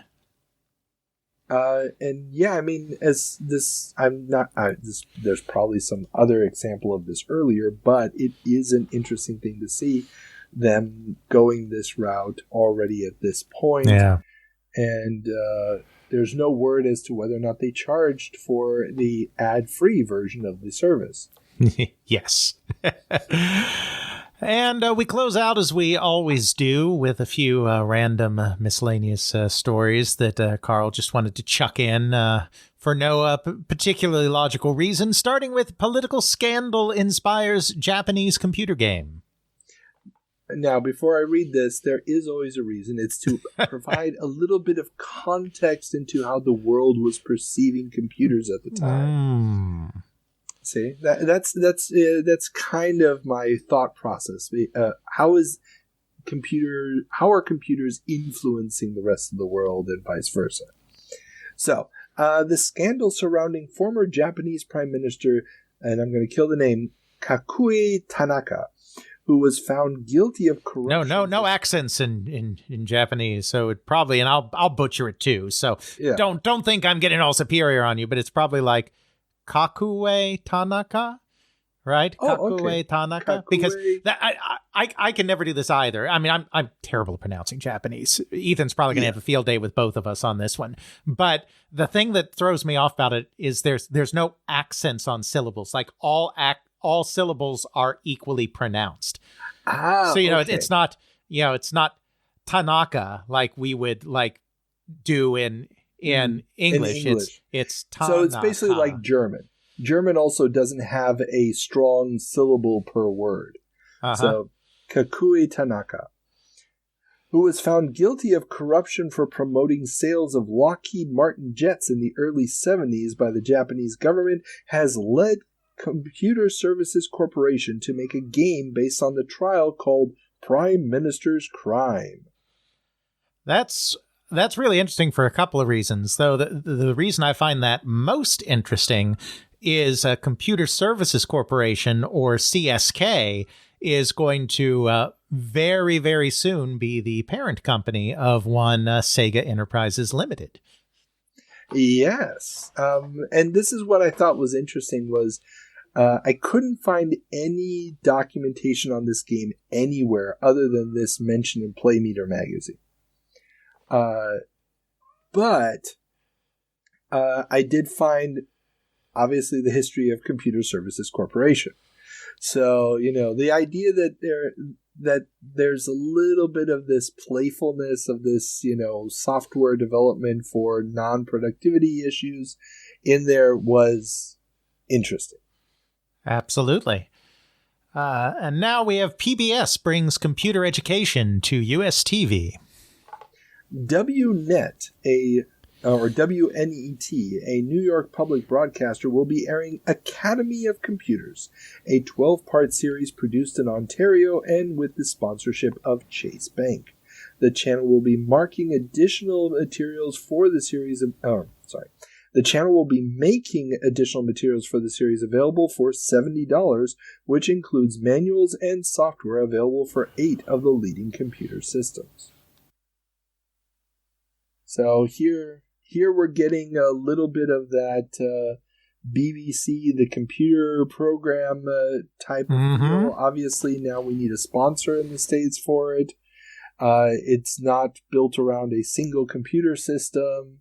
The whole thing gets a little bit more complicated. But it's still there. And last, but most certainly least, Automan premieres. I actually remember I watched this. On December 15th, ABC Television will premiere Automan, a show about a computer-generated superhero who helps a police technician fight crime by being able to magically create 3D objects in the real world. Yeah. Before my time. I'm not going to say this was a good show, but I'm going to say that as a kid growing up in this environment of computers are these almost magical things that can process anything, and having seen them do all sorts of cool stuff on Star Trek, this just felt like this next phase. It was hokey, it was weird, but oh my god, I loved this show as a kid. Hey, I watched my fair share of bad cartoons in the 80s too. It's just our age gap is just enough. Like, I can regale you with tales of all the terrible cartoons starting from around maybe 1986 or so. But 83 is just a little before my time. Automan wasn't a cartoon. This was live action. Oh, okay. No, this was live action with an animated little sprite, very similar to the sprite in Tron. And when when Automan didn't have, like, he could magically make different suits and stuff appear, but when he didn't have that on from his neck down, the actor was painted out and replaced with this glowing bluish stuff. Wow. Like No. Automan, if you've never seen this before, you need to watch some clips of Automan. This is new to me. Live action TV show at night. I mean, this is the same era when Knight Rider and Manimal and all these other shows are on.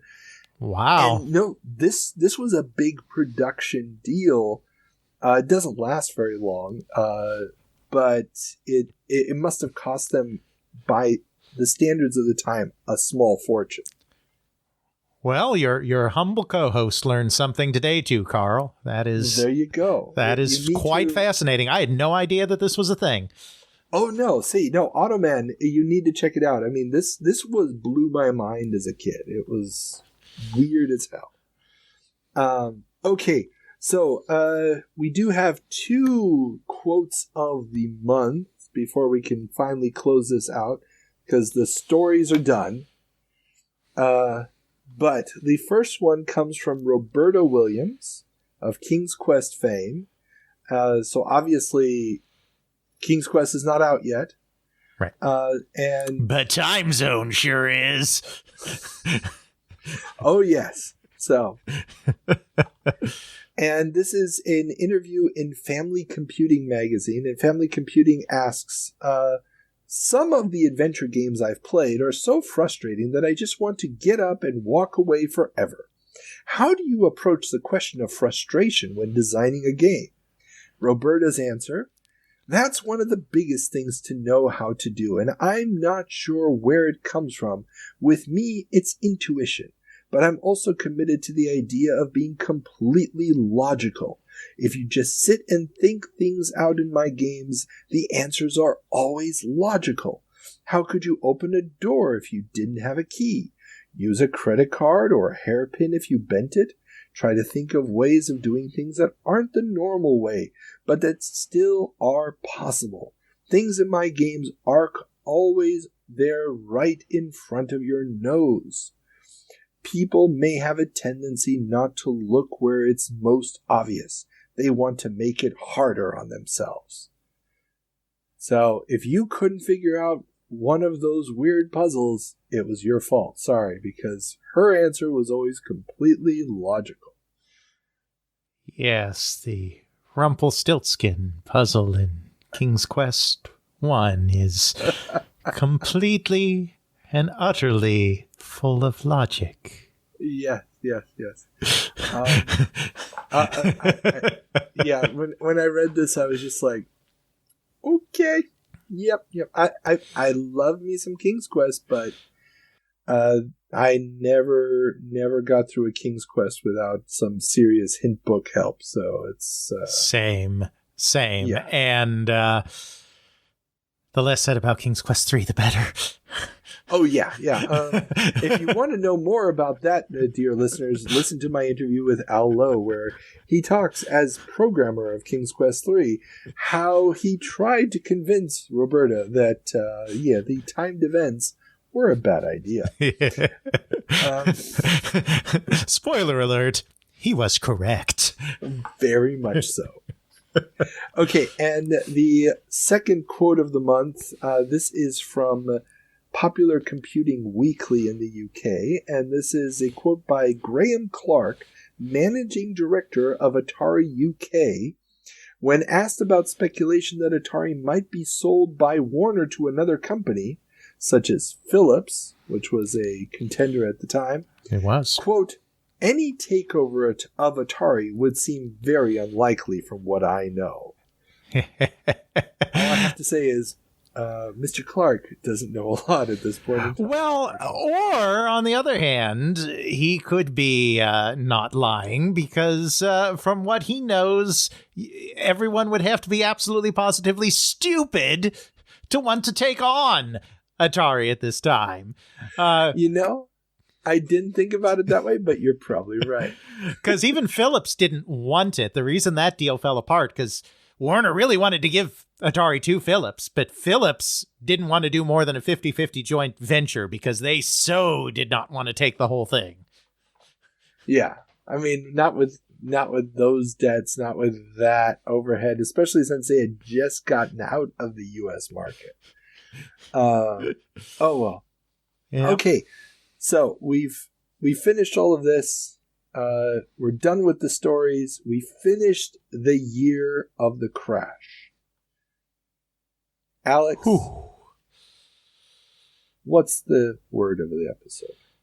Well, there's really only one that perfectly fits this time around. And the word, which caveat is often more than one word with me, of the episode is definitely missing the market. Whether it's the cartridge companies getting their software out too late for the victims of the home computer price wars like the TI-99, or the retailers that thought that some of those computer hardware platforms would be on the market to sell, like the Atom, or again, the TI-99, or a company like Atari, who could have taken a chunk of the market if they hadn't had all of their calamities. This just feels like a month, particularly in the computer game and computer biz, where nobody was quite aligned on where the market was actually at. Very, very true.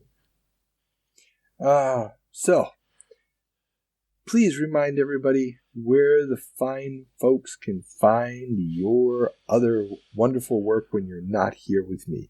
Well, that is, of course, They Create Worlds, housed at theycreateworlds.com, with the podcast directly accessible from podcast.theycreateworlds.com. Just put up a little something about Alone in the Dark that went a little deep on 1970s horror, particularly Italian giallo, and going to be hitting something more modern coming up with the Mass Effect series after that. And yes, your Alone in the Dark episode was amazing. Still think that ignoring the wonderful contributions to the genre made by Project Firestarter was a mistake, but that's another issue entirely. But no, excellent episode. And remember, everybody, links in the show notes right at the very top. You don't have to scroll down far to find it. And remember, if you like what you hear here, support us on Patreon. We may have an interesting news bit, an extra Patreon patron thingamabob here very soon, as soon as we figure out the technicalities. That's pretty much it for us here. Alex, you want to say goodbye? Goodbye. Everybody, have fun. Okay.